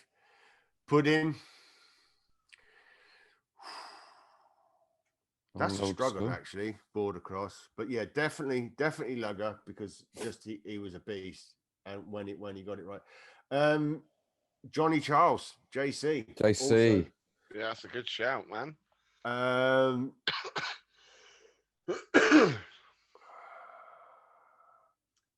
man, Well, I can't do that one. Okay, well, let's go on to his second question then. Yeah. You did an event called the Scottish Weekender. Did you inspire any new mountain boarders? Oh, to no, come hold to up. the scene? That one's not for you. No, that's fine No. then. That's not for you, that one. I didn't do the Scottish Weekender. No. I've done plenty of Scottish, but I've never done whole weekend of them. Well, whilst I've got the phone out and I've got the other ones here, should we bash through a couple of them? Yeah, go Get on. some of them off. Are we dropping the my 10 set for fucking fandom? No, you've still got your 10 set. Cool. Well, like, my 10 set might as well fucking, like, I think we've done half of them already, man. I give you 20. I'm not having a pop. I'm just saying. Let's see. I'm quite happy to listen to other people wax, because I quite like that last question. I really enjoyed that one. Mm. And I've never met the dude. Right. Okay. Well, this Hang one on a minute. involves Joe Dicko. Border Cross. Oh, nice. Yeah, that's a good shout. Oh God, there's so many. Oh, okay. I'll keep coming back to Border Cross because there's too many. Go on then, Dan. Next question. Mark Bishop. Yeah. Has sent in a question, and his question is: would he rather slog it, or be shagged by me? Weird. Always the chimp, never the frog. Simple as that. There you go. Slog it. You got yourself a date, boy. Again? Yeah, that was an easy one, wasn't it? That was an easy one there. Yeah. You're right, I am. Hey, Slogs, do you want to come back and meet the gay bikers and acid? You know, like me and you. Yeah. Just vinyl. Just listen to it on vinyl, though. I'm not listening on anything else. Just me and you, mate. Can we do a gay bikers and acid podcast? Do you think we can get that much fucking out of it? You two do a gay bikers on acid. I'll help you set it up. You guys can film it. And... Oh no, Eamon said he'll sort us out. Fuck you. Eamon said he'll never work with Steve again. Yeah, but that's before gay bikers and acid come out. Absolutely. Last one to be asked by me that's not a video. Yeah. Comes from Aidan Beamish. Yeah. And the Amish. Yeah. That's it. He has asked, will we ever see, since Brexit, ever see your relative Jorge again? Oh, my cousin, Jorge. Your cousin. From Venezuela. Yeah. Will we? What's happening with Jorge? How's he doing? Where is Jorge's fine. He's what's he doing now? He's working in a canning factory. I think it's plum tomatoes. Not sure, but yeah, he's still got all his fingers. Yeah, just living the life in Venezuela. I mean, there was Is he hooking up with Fernando? Fernando. Me and him got very drunk on rum. Very Absolute drunk. Good. fucking. It was. Yeah, Nueve Anos. It was 9-year-old rum, and once he found out that I like rum, he said he nipped off. We were at Ride the Hill, I think it was, at XBP, and he nipped off back to his tent and he came back, and it was a bottle of Venezuelan Nueve Anos, really nice Caribbean sugarcane. Oh, beautiful guy, lovely man, lovely, amazing, and amazing longboarder. He was just stoked that I actually knew where Venezuela was. You know, that was my in. That was my in with him. Yeah, Jorge. Yeah, I think. Well, I mean, Brexit isn't going to involve him too much because, like, you know, he's a free spirit. He'll just, yeah. I think we should get him back. The only problem was the last time I saw Jorge was at Hair Down, and he went off with Laurie Barnes. And the next time after that, I asked Laurie Barnes if he knew where Jorge was. As in his shorts and his Venezuelan shirt and his brute aftershave and his mullet wig. And Laurie Barnes knew nothing about them. Jorge was lost. So I don't even know if he made it back to Venezuela. Bummed to death.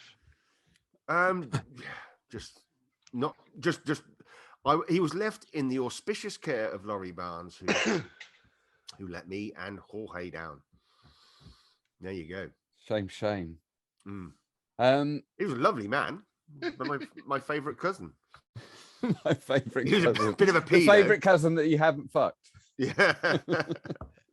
He was my favourite Berbecco. Jorge Rebecca. He's got to come back now, isn't he? I got to get some more pedo this shorts. Summer. Hey, there's Hey ho! Eamon, Matt, and Andy, and Lee, and yeah, I know. Ayla. They're on it.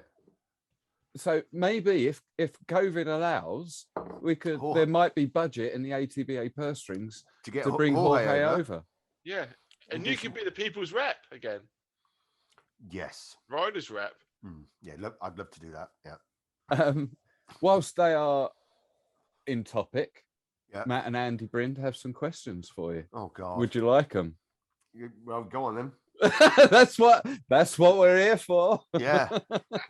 Readers' wives. Oh, dear. All right. So first one up.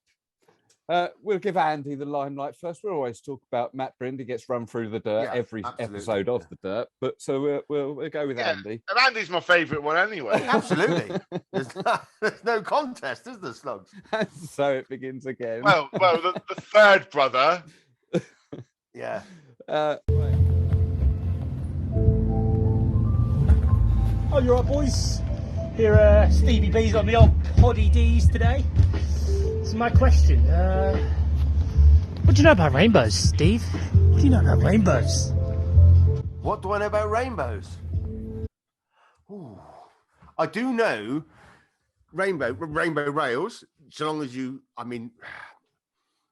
it was a very, very easy way to win the Masters freestyle. That's what I do know. do the rainbow rail. Yeah, you'd have proper freestylers like Matt Shipp and Lawson and all that hitting jumps, and they would do big jumps. They'd do big frees with grabs and fives and stuff. Completely out of my game. I'm no freestyler. You know, I've always said it's a young boy's game and it hurts. But if you could ride into a rainbow rail switch and then do a little cheeky 180 off the other end of it, you're on the podium. You know what I mean? And I'll give you that. I used to just learn how to ride switch onto rails and stuff and like switch off them and that kind of thing.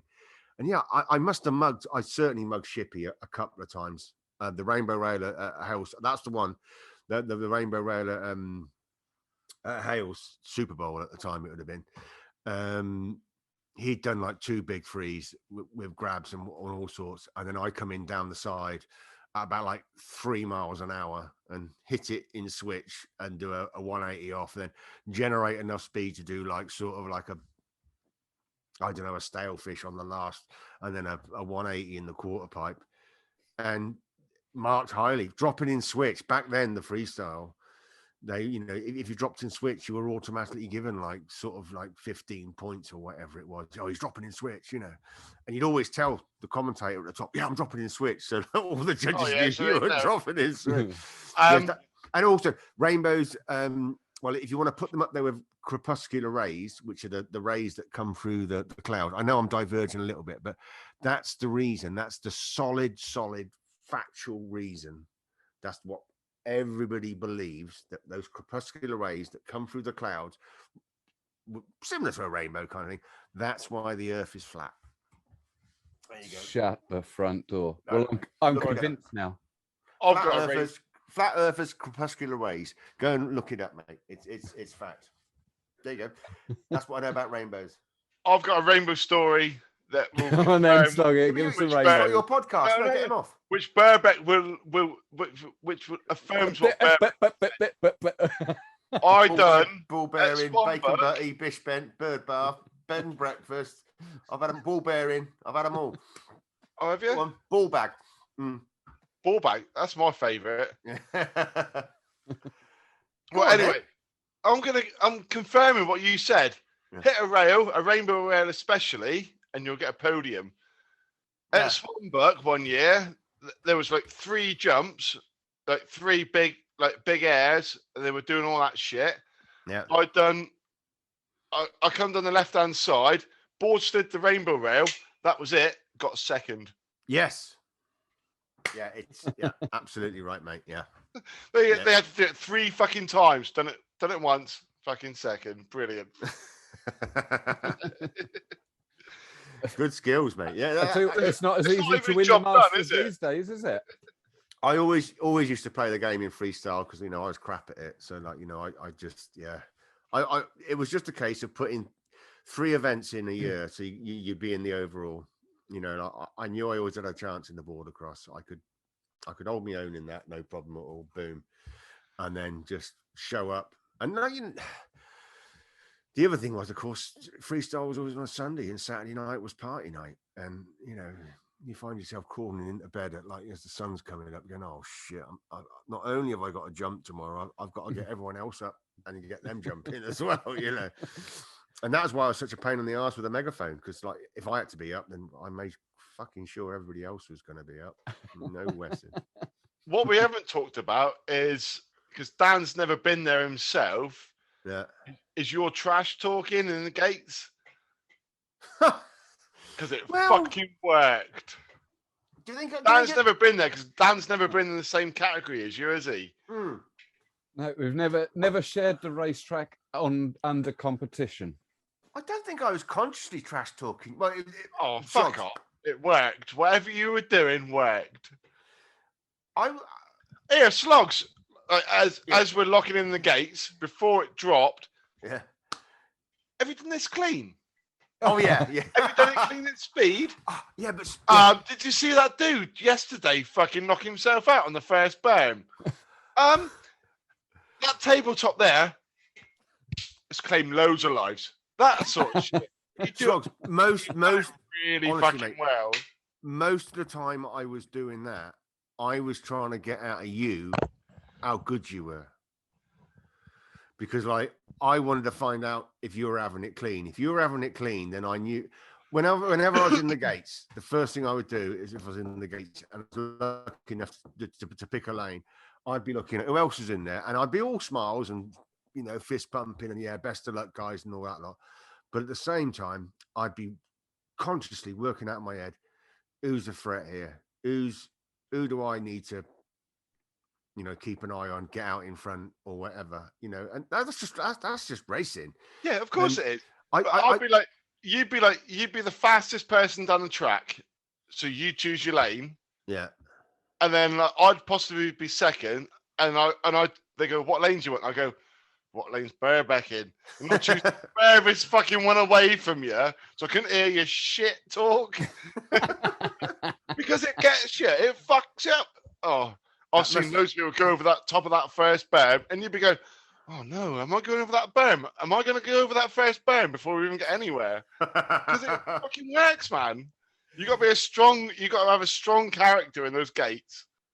Yeah, I mean, yeah, you do. I mean, but then again, I've always said like there's no better feeling. Like everybody who wants to have a go at mountain boarding and enjoy border cross, just get in the gates. Doesn't matter whether you come last or whatever. Like if you're last out the gates and you pull out, just being in that moment, just being in that position where there's, you're looking across and there's 4 of you and the riders ready. The whole performance of it is just wonderful, and it's life affirming and it's invigorating, and it's whatever happens on the track and on the way down afterwards is secondary, really. It's the fact that you're participating and you're involved, and that was what it was about.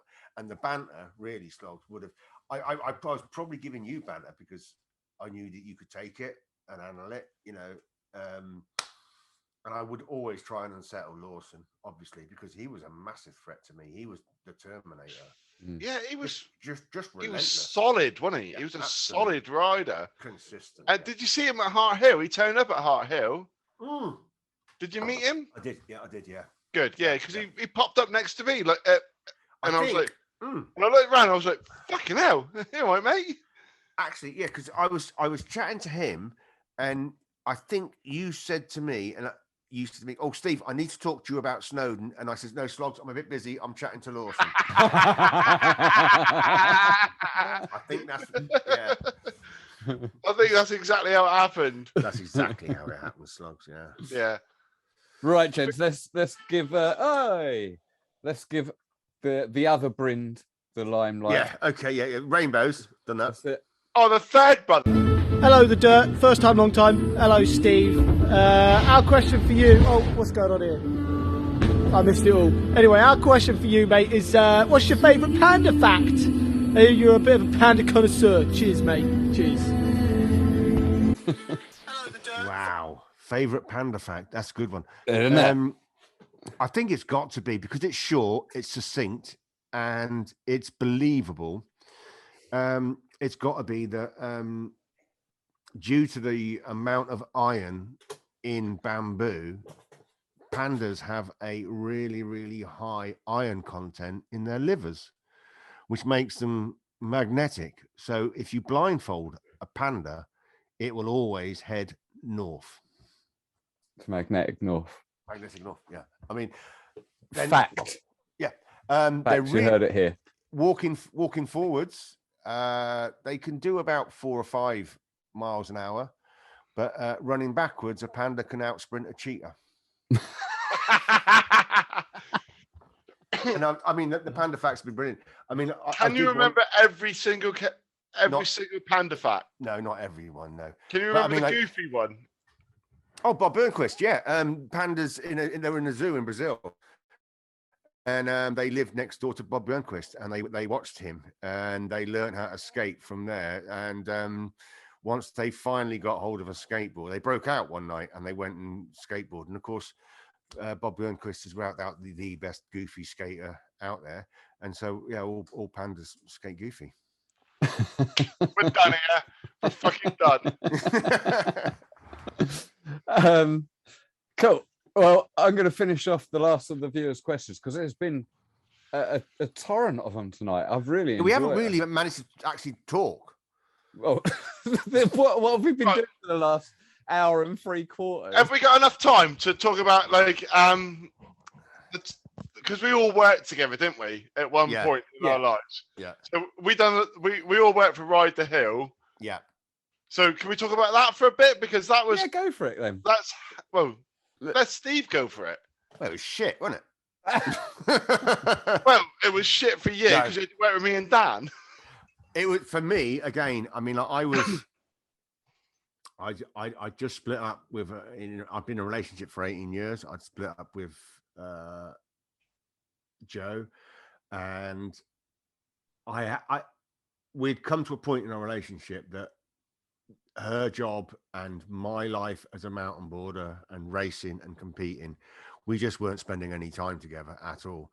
And we looked at our calendar, and there was like between May and September, there was 5 or maybe even 4 weekends all that time that both of us could have been in the same place at the same time. I had comps, she had work. And so I had to do the destructive thing and say, look, I'm not prepared to, because she couldn't stop working. She said, like, you know, if we're going to stay together, something has to give. You need to stop mountain boarding. And I wasn't prepared to do it. And it was destructive. And I was shocked at how kind of like selfish I felt about it and how destructive I was, throwing away 18 years of a relationship because of this was something that I wanted to do, and I was successful. I was chairman of the ATBA, probably 3 or 4 times UK champion. There was no way I could just stop. So I moved out, and I was in bedsit land. It was shit in Bristol, and at exactly that time, or as we were splitting up, Simon and Liz said to me, do you want to come and work for Ride the Hill for a year? You would be a manager, and you can manage our 3 centres and knock them into shape, and you know all about mountain boarding. Let's give it a go. And I was just like, wow, if I ever needed something like this, it's now, you know. And it was like fuel to the fire. I was already affirmed your choice. Yeah. For you. Yeah. So. Yeah. And of course now, God knows how many years later, I'm married of Abby and with Sammy and Noah, and I've never been happier. You know, like, you know, it was definitely the right move. There's absolutely no question. So yeah, suddenly I've got this again. I never bite the cherry, but my job was to drive around 2, sometimes 3 mountain board centers, basically Hale's Super Bowl, or the Super Bowl it was then, and XBP. And I'd spend half a week at XBP and half a week at Super Bowl and a day in the office, which I fucking hated. And at Dursley. In Dursley, yeah. Yeah. And then hang out with you guys and pretend to be a manager and pretend to whip you all lot into shape with a remit and an agenda handed to me from head office. And I was supposed to come down to XBP and put this agenda and this remit into place, where in reality I'd just show up and drink and smoke and ride. but for us, you were the middleman. you were like something that, like, you were the sponge between us. The buffer. Yeah. I would have to go back with a report and say, like, how are they doing down there? Oh yeah, great. Yeah, loads of people through on Saturday and Sunday. Yeah, Hire and Ride was really good. Everything's working really well. You know, like the pads are all clean and tidy and everything. You know, and the volunteers are all helping out. And then we'd look at the take-ins and, like, you know, the Xing up and the ringing up, and which is what head office wanted to see. That was it, the bottom line. And it would always come back as, well, you know, we could be doing better. That's not quite as, you know, how we planned it. I goes, yeah, but these are mountain boards. This is the thing that I've been saying all the way, all my time when I was messing with trade, was that skaters and mountain boarders, if they can do it for free, they will. Why on earth are they going to pay to come and ride in the centre every week? Okay, your freestylers who want a big freestyle setup, yeah, but I wasn't a freestyler. I was a downhiller.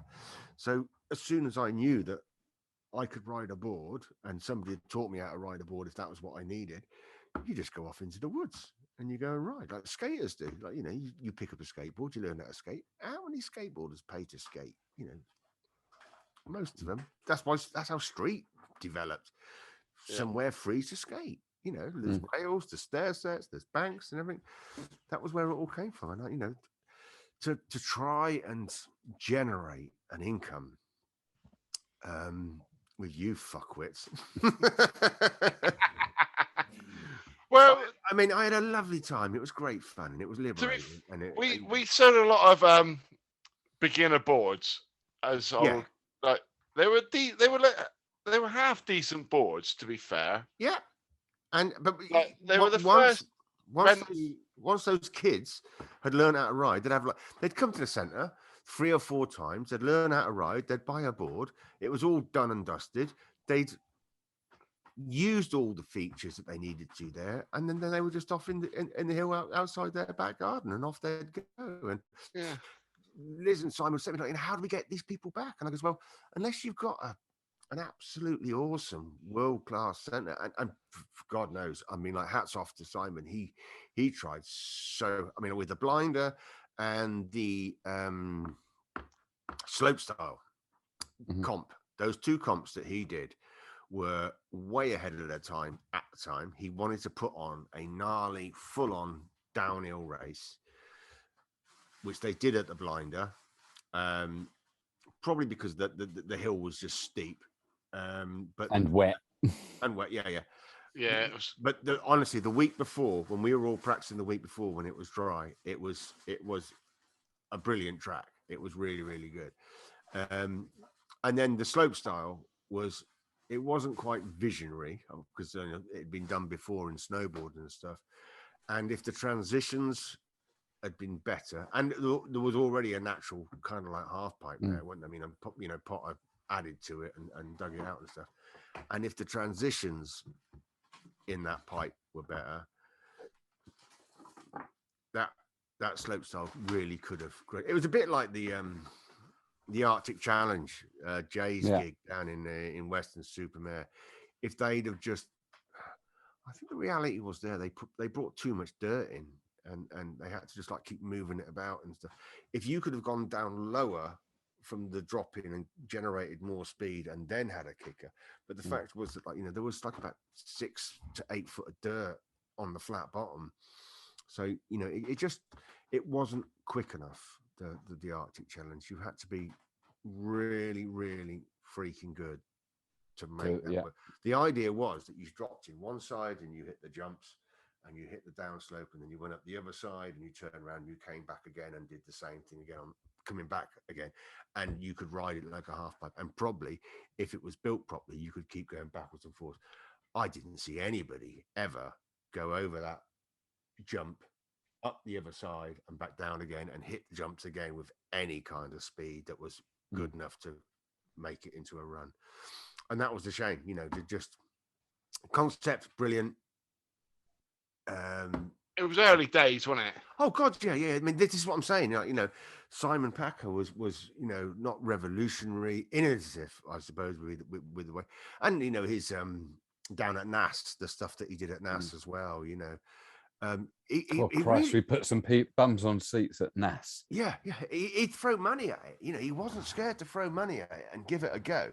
You know, I can't fault him for that in any shape or form. He was a businessman, and it was a business for him. That side kind of grated with mountain boarders, because again, like, you know, nobody wants to pay when they can ride for nothing. They were expecting that kind of revenue to happen. But yeah, I mean, the days that we had down at XBP were just hilarious, you know. Yeah. Like, well, I stayed at your place up in London probably 2 or 3 times slogs, and I can remember, like, you know, waking up very sketchy in the morning and making our way back down to XBP. We had a few big nights, haven't we? Yeah, and you know, that the night the ride the hill night in Leicester Square. Danny Mitchell and Adam Justice went AWOL on magic mushrooms, and you know, all that kind of shit. You know, it was, yeah, they were great days. They stopped us working. They gave us a wage to do what we loved, and I can't thank them enough for that.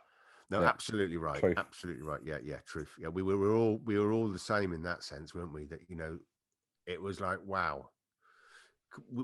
Can we actually do this? Is this actually a thing? You know, I mean, I went down before slopestyle. I went down with Nat Gaydon, Sasha and Matt Gaydon, I think, and we built a massive big quarter pipe. Simon brought the wood, and we built a massive quarter pipe and said, yeah, we're going to put this at the bottom. Potter's up the hill digging away. The sun's shining. There's bifters flowing and beer flowing, and we're on a, you know, whenever we felt like it, at the end of the day, we just strapped in and went for a ride. And there was an uplift. And it was glorious weather that for doing that as well. And it was a massive quarter pipe at that time. Yeah, and then I got to ride it. Yeah. Did we? Am I right in thinking we didn't? That there wasn't. Bless you. That there wasn't a handrail at the top for that event. No, there wasn't. No, it was a platform. No. Why would I bother doing that? But you had to come back and put one in after, though. Yeah. I mean, time was short, and build a quarter pipe. Let's get it done, and then it was big, wasn't it? What we're talking, 30 foot at least. No, it wasn't 30 foot. It would have been 15. It felt fucking big. I reckon it would have been about 15 foot high. There's probably about a couple of foot of vert at the top. There was with a 10-foot transition. I must have been shorter then. Yeah. It certainly went to vert. There was no way I was going to build it definitely went to vert. Yeah. We dropped in from the top. I can't remember who I was with. We stood up there 50-50 and then jumped in. It wasn't Rennie. It might have been Adam Justice. Can't remember. And we were crapping ourselves at the top. Just stood there like shaking. The trucks rattling on the coping, then dropped in, and it was easy. It's all these kind of like shapes and transitions. If you get them right, it's. I've always said skateboarding is a science, and like loads of people say it's an art. And I goes, well, without the science, you can't get the art. I've had massive rows. Well, I used to have big rows with Team Bad about this. Skateboarding is not an art; it's a science. You've got to get the physics right. You've got to get the friction, the speed, the inertia, gravity, and all that into your head before you even think about expressing yourself. And and if you build a decent kicker with the right space between the lip and the landing, they're easy to hit. And like a big kick pipe, the same. Hit it with the right amount of speed. You float up to the top. You land. You're back in again. But you've got to have some balls to do that. It's simple. But yeah. Any other bits from our time that you want to talk about? Slog it with Ride the Hill. Bits to remember? No. I remember you were locked in the back of my van and you kicked shit out of that, didn't you, Slog? No, I don't think that was me. Oh. Okay. We talked about this at Hart Hill, and I really don't think that was me. That's fair enough then. I take your word. But it's a good story. I feel like it was someone else. My vans. I mean, I used to put Matt and Nat Gaydon in the back of my van, and we'd go off. I'd pick them up at 9 o'clock in the morning on Sunday morning to go off free riding somewhere, and they'd be sat in the back 17, 18-year-old, maybe 16, 17, 18, whatever, and we'd go off somewhere, and then I'd make sure they're just sort of relaxed. Sunday morning, they might even be having a little sleepy. And there was like a wire mesh bulkhead between my seats and the back of the van. And wait till they're really, really comfortable. And I just slam the brakes on their faces up against the mesh. But in the end, they liked it so much that Matt would bring his longboard along, and then we would clear out the back of the van on the way home. And then they would sit on the longboard, take it in turns to sit on the longboard, and I'd just slam the brakes on and they'd go smash into the... Oh my God, those two. The Gaydons, incredible. Yeah. I mean, they were you feed off people like that. When that sort of like exuberance of youth. I mean, it certainly keeps me young. I mean, we've all got kids, and we all know how they give you a second wind. And I was just truly blessed to have mates like Beirans. I've watched Beirans grow up from 13 or 14 into the man he is today, and I've watched him grow as a mountain boarder to world standard, world class. Oh yeah, Masters champion himself. And you've palmed him off to us now. Like, we see him all the time. We've seen him on Saturday. Yeah, Saturday, Sunday, wasn't it? You're doing me a favour there, Slogs. Thanks, mate. Just be nice to him. He's a good lad. Don't be He's all right, man. He's all right. Don't be too hard on him. He was asking about a ride tomorrow. Oh, was he? Well, no, he only asked me. Yeah. We used to call him Rocky. He hated being called Rocky. Well, We'll take that. Yeah, there you go. You can have that for nothing. Yeah, just call him Rocky. He used to hate that. As in Rocky Balboa? No. As in, because he's got blonde eyebrows, he was like a rock hopper penguin. Did you not know that? No. No. Yeah, blonde eyebrows, rock hopper penguin. I'm going to message him now. Team Bad was brutal. He used to have a little 2CV, a little green one, probably with a stripy deck chair roof on it. And where we might have even been at Flaxbourton. It was somewhere like that. We was at a Wednesday night meeting, and Beirans' roof was open in his little 2CV. He just started to learn how to drive, and he had this. Well, not learning to drive. He just passed his test, and he was driving. And we just put a dustbin in it. Filled his little 2CV up with everybody's crap from the lay-by. Bless him. Yeah, good man, Beirans. An absolute joy. Awesome. I feel lucky to have him in our lives now. Oh, mate, I mean, just all those kids that I used to hang around with and like mess about with. There was a kid called Pasco Kelly Sinclair. Pasco Kelly. That was the thing about commentating. Like, you could just really have a really good laugh. Like the mighty Joe Dixon. All smiles were any miles. There was just so many people you could have a laugh with. It's brilliant. God, what a family. Lucky to belong. What a family, yeah. Right. I've got one last viewer's question, and then you're on wise. your 10 set. Okay. You ready? This last one comes in from Mr. Reese Crilly. Chris. Hi, guys. Hey, Steve. As a father figure of UK mountainboarding, what parenting tips do you have for young dads out there? Cheers. Oh, that's a fucking great question. I love that. Well, sleep. Get as much sleep as you can when they're babies. Sleep. And if I'm honest, I would have to say, bust your own beat. It's a tricky one, but I've got mates, quite a lot of mates, and they've kind of like molded their kids and got their kids into what they're into. I've got so-and-so little boy, Josh. We take him down the skate park. He skates with me. It's great. Brilliant. We go skating all the time. And there's part of me that thinks, yeah, that's really cool. And when I see like George Jones and Max Jones and Johnny Burton and Joe Knight and Josh and Gary Holcomb and father and son teams in the world of mountain boarding, that's a wonderful, wonderful thing. But those kids are older and they've made their own choice to come and join their dad and go mountain board with them. But in the early years,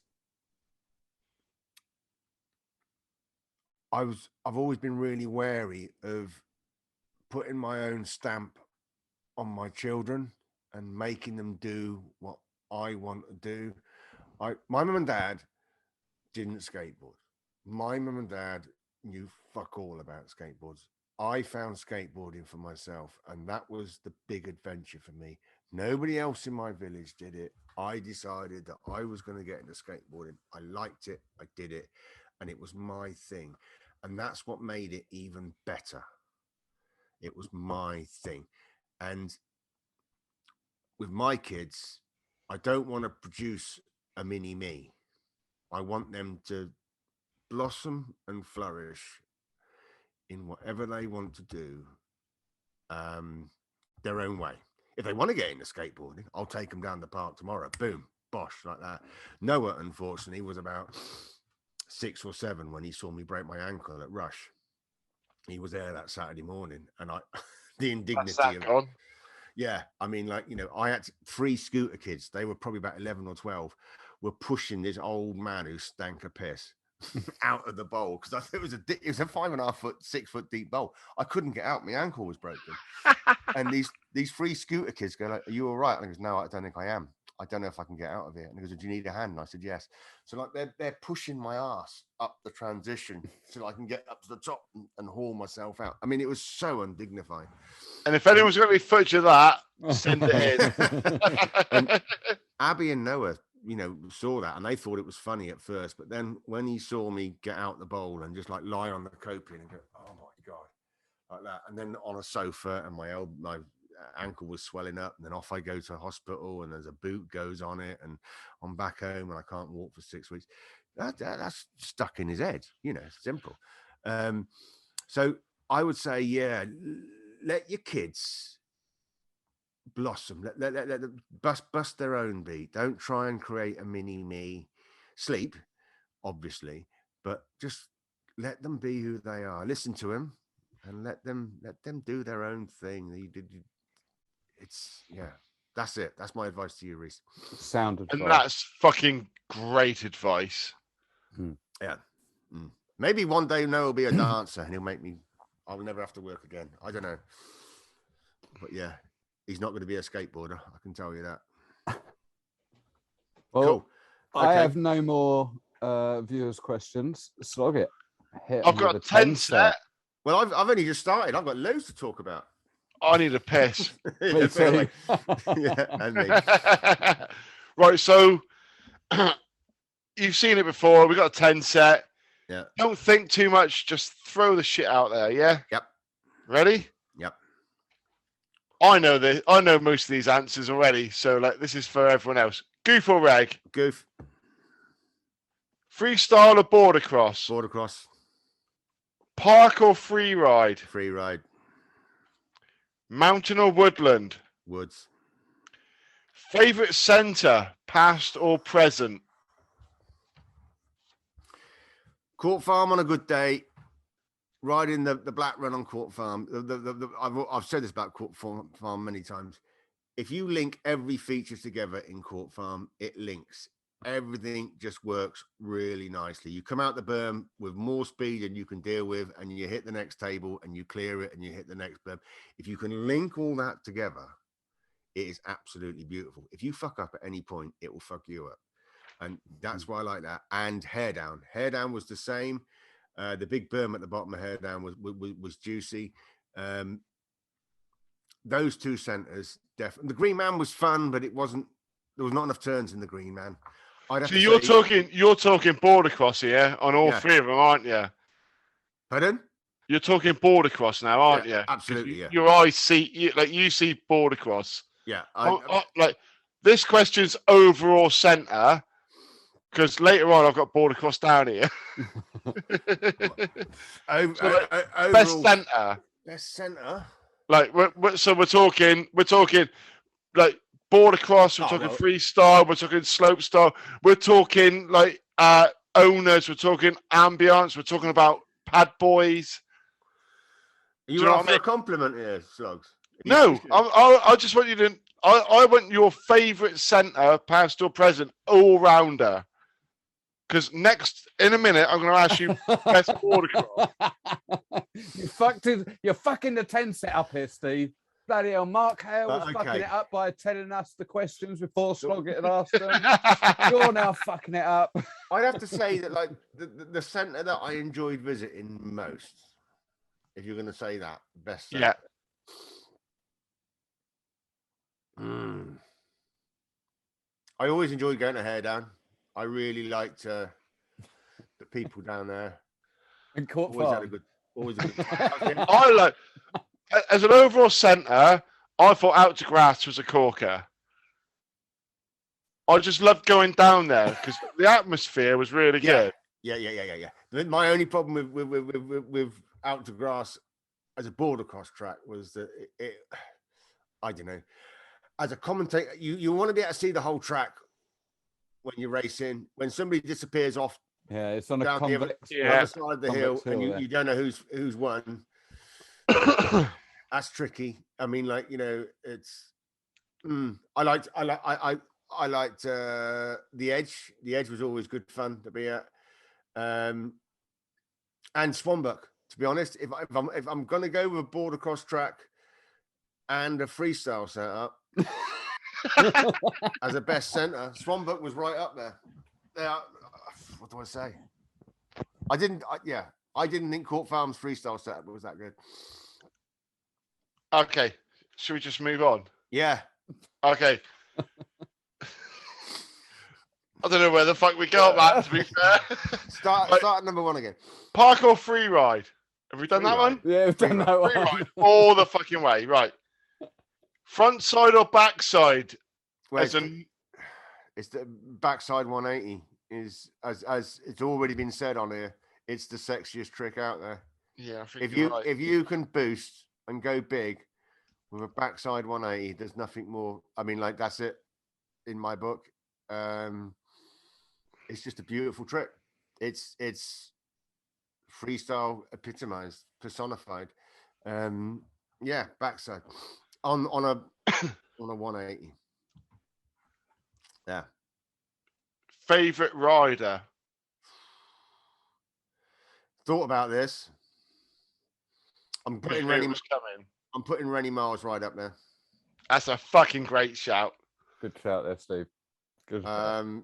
Because effortless, smiling, just like, yeah, fuck it, I'll give it a go. I'll give it a go. Happy as fuck to be where he is at that moment in time. And not just on the hill, but afterwards as well. Yeah. Off the hill, round a fire, over a fire, in a fire, under the fire, whatever. Rennie Miles and he's been in it from day dot as well. Yeah, he kind of sums up mountain boarding for me. He's always stoked. I mean, the fact that he showed up at a snowboard competition up at Sheffield, one of the dry slopes up in Sheffield, there's a snowboard competition going on, and Rennie rocked up. He'd probably only ridden a snowboard on the snow for like 1 week or whatever out in the Alps somewhere, and mountain boarding. He shows up and got third, and they're all like, "Who the fuck is he?" Because the snowboard scene was quite tight. The British snowboard scene, all the regulars show up. It's a British comp. Rennie just shows up with his yellow helmet, smiling, and blows them away. So yeah, favorite rider, Ant, because Ant, even though he doesn't ever admit to it, is like so competitive. He doesn't like the competition and he doesn't really get on with it, he says, but he's competitive with himself and he's competitive with me, and I love it. I thrive on it whenever I see him. So yeah, Rennie and Ant, favorite riders. Yeah, I mean, like, that's a completely different question to who's the best rider out there. Well, we spent the weekend with Ant. Yeah. This weekend, and he rode us both into the dirt, man. He's a fucking sender. And he is competitive, like you said, but with himself. Like he was like way ahead of us, like all weekend. I can keep up with him for about 2 or 3 minutes on those e-boards.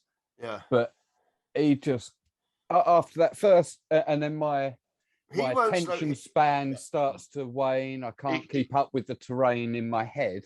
He doesn't slow down, does he? And then he's just like, boom, boom, meter. Always stepping ahead. If he still knows that you're on his tail, he'll just keep going faster until he's lost you. Yeah. And he won't be happy till he's looking back and he's got a clear trail behind him. Yeah. And he said, "Oh, I'll go behind you." Like, and he started behind me, through halfway through this segment on Saturday. And I turned around when we stopped. I said, "Fucking hell, Ant! It's like having a swarm of angry wasps in your ears with you behind me." Go in front. It's just constant, like, right there, and I'm like, and it's sketching me out. And the other wonderful thing about Anthony, more than anything else, is that it's just he bites so easily. You can wind him up so easily about it all. Like, yeah, I fucking had you there, and I'd have had you no problem, mate. Like speed it up, and then that's it. That's red rag to the bull. And oh god. So yeah, favorite riders. But I mean, I'm gonna say it now, right now, at the UK comps this year, Lisa. Jesus. Fucking smashed it out. Lisa, if you're listening, watching, we'd really love to have you on at some point. Absolutely. I don't know that at all, really. I've met her once, and as you say, Steve, at that champs this year, fuck me, that girl is like shit off a chrome shovel. She 360 backflip, hadn't ridden for she's just spent the last 5 years in Fiji, just saving the planet. It was amazing. Like both days, it was like fuck. And another one, just like Rennie, always smiling. Yeah. The most infectious smile. Epitomizes mountain boarding, yeah. So yeah, that's a great shout. That was a great shout. I've got top three riders there. There you go. Okay. Best border cross track that I've ridden, because I mean I'd have to say Serbia, but I've never ridden it. Oh, you can have two then. Best you've never ridden and best you've ridden. But by all accounts, everyone tells me that Serbia's the best. It does look amazing.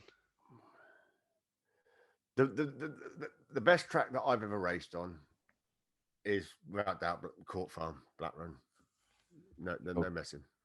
I used to get scared when I was driving there on the Friday. You know, I used to take my racing and my riding seriously. You know, I practiced the week before. Team Bad would go to whatever centre it was the week before, and we'd practice. And then we'd go away and we'd do LA on the Wednesday night, and then we'd come back on the Friday before.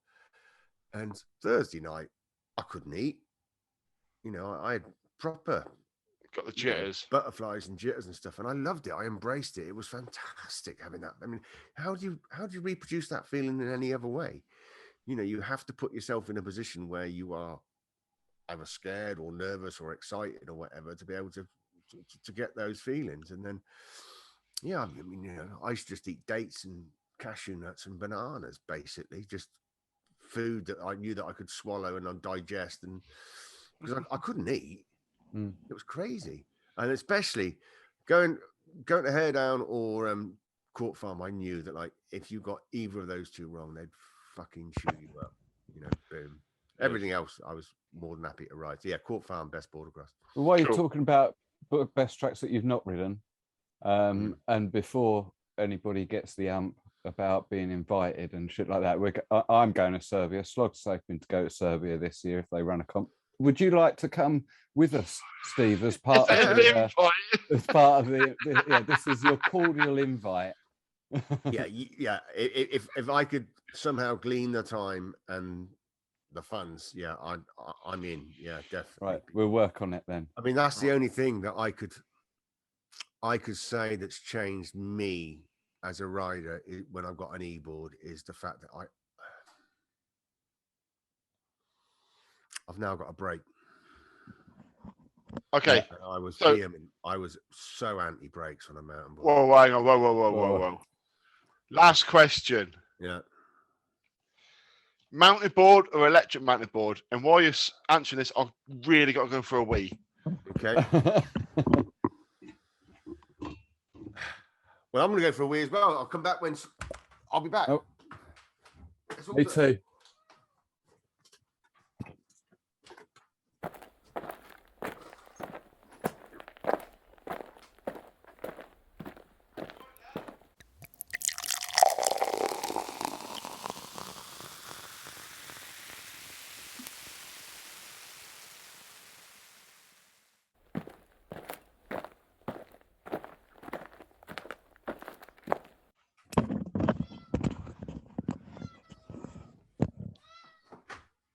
Oh no, what's going on? Is that Sammy? No. Can't hear. We're all back. Back in the room. Back in the room. Oh, did you go for a wee as well, did you? Yeah. We all went. Did we? Yeah. It's been a long one this time. So the question was e-board or mountain board? Oh, we're going to cut that bit out. We all went for a bit. Just cut that out. So your final question, Slogs, was? Okay, so final question is mountain board or e-board? Okay. Right. So, avoiding the cliches. No, I can't avoid the cliches. I'm going to say it. Mountain boarding is pure. I've never, ever experienced anything like mountain boarding as a board sport in the sense that there've been many times when I've been free riding in the woods when the only option is to lock and load. You have to lock in and ride it out.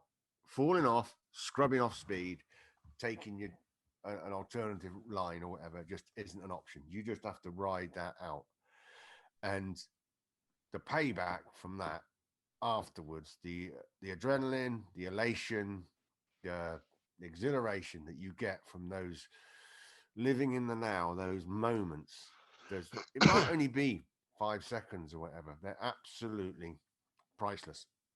And you might get it in surfing. I've never been a good enough surfer to get there. And like, you know, in skateboarding, you don't have to ever lock and load for that long. You do a trick on a coping or whatever, you kind of like hang on and you land it, and then like you back up the other transition, and it's, you know, you could just ride it out or do another trick or whatever. And snowboarding, you've always got an edge. Whenever things get too scary on a snowboard, you can just slow down a bit, really. So for the purity and just the amount of payback, I've got to say mountain boarding over e-boarding. Right now, currently, I can't afford physically, financially, and probably mentally to put myself in those positions on a mountain board to get that payback. The time for me to take those risks, I mean, I didn't start mountain until I was 37, but I still felt very young at heart when I was doing it, and irresponsible, and I didn't have any responsibility, so I was able to take those risks. I really don't feel that comfortable taking those risks anymore at my age, knowing that if I fuck up, I've really fucked up. It's going to take me longer to heal. I've got 2 kids to feed and all that kind of shit, you know. And it's like, it's the same with skateboarding. Ever since I broke my ankle, I broke my ankle doing a front side 50-50. Ever since then, front side 50-50s for me are off the table. I don't do any front side 50-50 tricks to tail or whatever, you know, grinds, or I think now any more front side 50-50. They're off the table. So my quiver of tricks, my amount of tricks is diminishing all the time. So now I go skateboarding at a ramp or whatever, and I'm just kind of like painting by numbers. I'm going through the motions. I'm not really, you know, skateboarding always used to be about like going somewhere and learning a new trick and doing it and doing it and doing it until you learn it, and you'd come away going, yeah, I got that tonight, you know, ollie a tail or whatever. Yeah, boom, boom, After boom, boom, battering boom. yourself senseless. Yeah, but at the end of the day, there was an accomplishment, and just showing up and going through the motions doesn't really do it. And like, yeah, I go to bugs.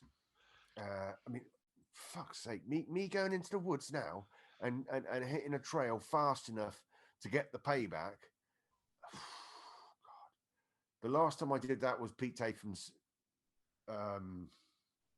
stag do. We all went to Clevehill, and I just thought, I'll just go and enjoy myself. Clevehill's okay. I can pace myself. I don't have to go mental. And within 10-15 minutes, I'm in a train with Pete Tatham, Reese, and God knows how many else. Just banging it down the hill. Yeah, and you know, some guys are slower than me, so they go at the front, and so you're overtaking them, and you've got Pete behind you. Well, I'm not letting that fucker overtake me. I better go quicker. And suddenly you're back in the moment again. You know, but Cleve's open. It's expansive. There's no trees, so yeah, you can afford to make a mistake there. So every time I'd say mountain boarding, for the sheer adrenaline and exhilaration and buzz, you can't bottle that. You can't buy that from a chemist. But now, as a 57-year-old, and what has got me back on a board, because there's no denying that until Ted came down, well, Eamon came down here and gave me a go on his board and said, yeah, we're going to film you going on a board up at Ranwick Woods. My boarding life was pretty much over. 2 or 3 times a year I'd go. When I went down to Bournemouth, I'd longboard down the seafront. I'd go to Kings Park and skate there. Few grinds, few 50-50s to tail, that kind of thing, and come home sort of content. Yeah, I'm still a skater. I'm 50 odd, but I can still skate, and you know, that's all right, blah blah blah, but nothing fun. And then I got an e-board. I was like, wow, okay, I can do this. And I've got Welcome, a break. welcome to our old age for us. Yeah, really. Yeah. I mean, it was, yeah. And then, I go to a comp down in Devon, and I'm like affirmation down there, did pretty well. So yeah, I'm still. You've competed on them, have you, Steve? Yeah. Did you know? How did you get on? It's all over the internet, mate. Sixth. That was for 2 years running because of COVID. Yeah, mate. 2 years I was sixth.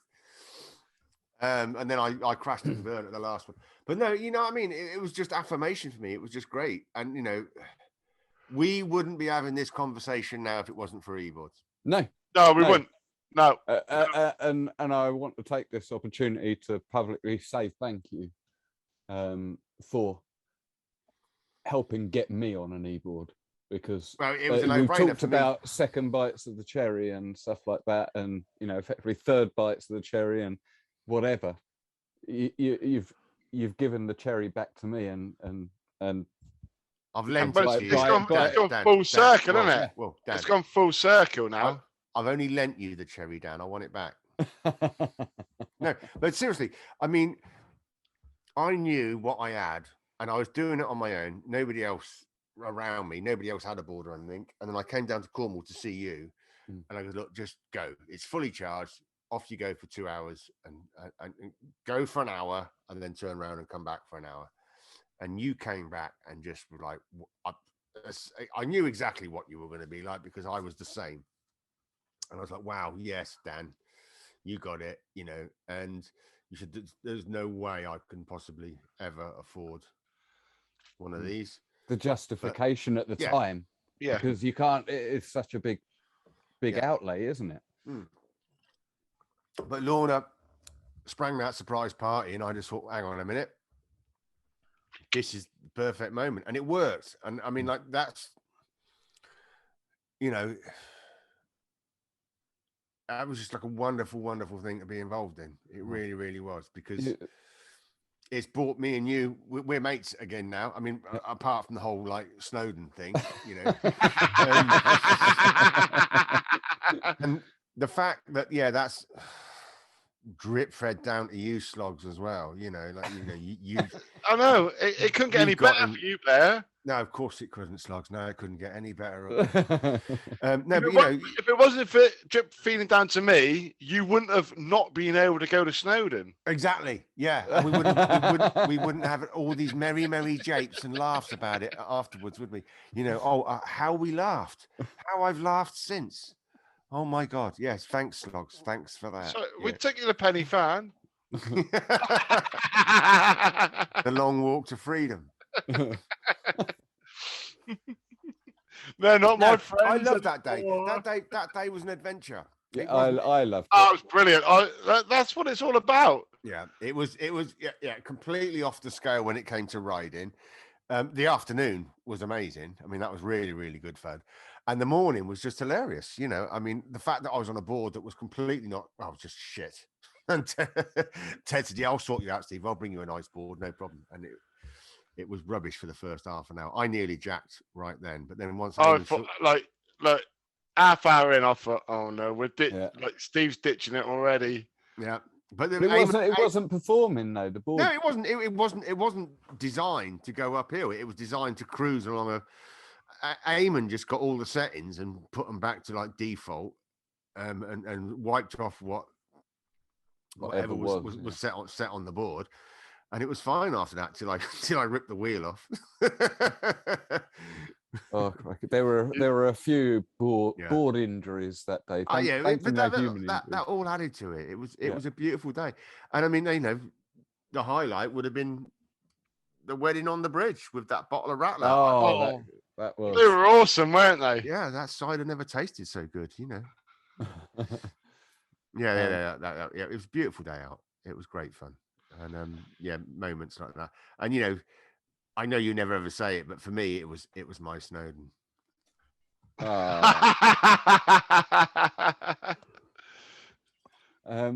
we've got to get you on a go-kart track sometime, you two fuckers. I'm going to Maidenhead tomorrow. Yeah, fuck you. Yeah, man. I mean, have a good time. I'm gutted Bristol didn't happen. That was I put a lot of effort into that, and it.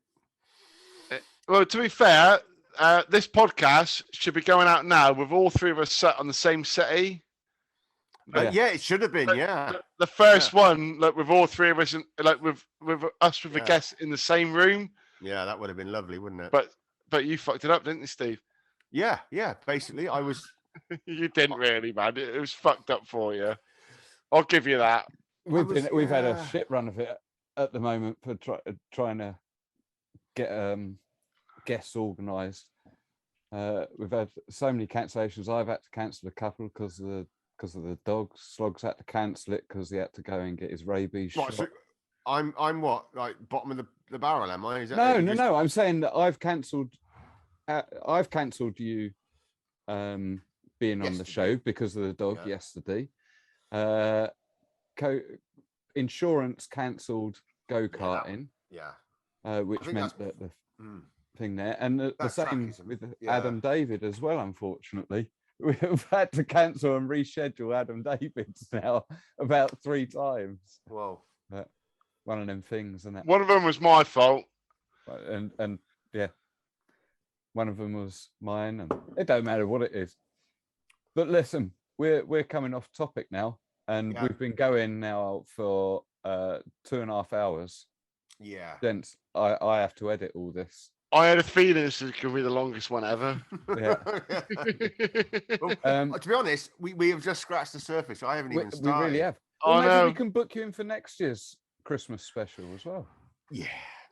Easter. No me till cross. That can't be done. We'll get Roger Thurston on it. He'll come up and sort that out. Knock Hill. We could have a crucifixion on Knock Hill. Yeah. To be fair, Easter's my favourite of all the Christian holidays. I think.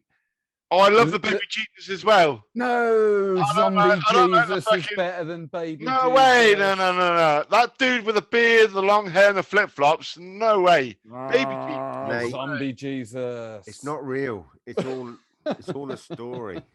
Jesus.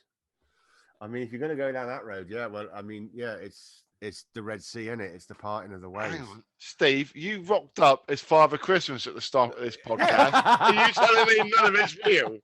None of it. Father Christmas is just basically a pagan Scandinavian Flyer Garrick inspired. Made by and you can't beat Flyer Garrett's back in the day. That's where the red and white comes from. Yeah. Yeah. I thought that came from gay bikers on acid. Well, yeah, and them. Yeah. Right, are we calling this a day? Are we? Yeah, we're going to call this a day, gentlemen. Unless there's anything else you would like to add, Steve. All I would like to say really is thank you to all the mountain boarders out there who I've ever crossed paths with for making my life, more fulfilled. Just wonderful. It's really hard to put into words, but I think we all know exactly what you mean because we all feel the same. Yeah, there's something. And it's really hard to put it into words, isn't it? Yeah, there's a common thread. There's a common theme. Okay, I'll do it quickly. I've got lots of mates around here who I've known for whatever reason, either from being parents of Noah's mates or whatever in this village and around this village, who don't really get me. They don't really understand me. But mountain boarders do. I can be in any room, anywhere with a mountain boarder, and just these people go back, decades now, and they get me straight away. And I got this birthday card this year. The green man of the hill had seen it all, and he saw much. For the most part, the movement of creatures followed the same patterns each day, season, year. Yet well he remembered the wild-haired man-child who came that day and carved those merry patterns down his flank. Fearless he was, and elegant like a bird, but on land. Who was that? He asked the wind that night. He is Birkbeck of Coley, renowned in his parts for his daredevil antics and delightful exuberance. Pondered the green man of the hill. Rad. That's from a neighbour of mine. That's fucking awesome. And he gets me. You know what I mean? And all mountain boarders get me. And it's something to be cherished and loved and held on forever. Scuzz boy Andy, this last couple of weeks, shot his ankles to pieces in a skydiving accident, and his mountain boarders mates rallied round him.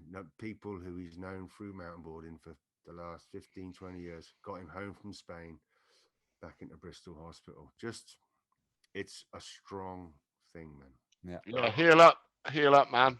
All I want to say is to all the people out there who know me and all the people out there that I know, I love you all and thank you just for enriching my life. Peace. Brilliant. Much love, brother. What a way to end it, gentlemen. It's been emotional. Well, it's been really wonderful. It's been great fun. It's been the dirt. Yeah. It's the first we've had to stop mid piss because we're that. I really don't think we talked about mountain boarding though, but anyway. Besides, I don't think they care. We've talked shitloads of mountain boarding. Okay. All right. We've done well. We've done really well. I love you guys. I love you all as well. Love you, brothers. I'll see you later. See you soon. Adios, amigos.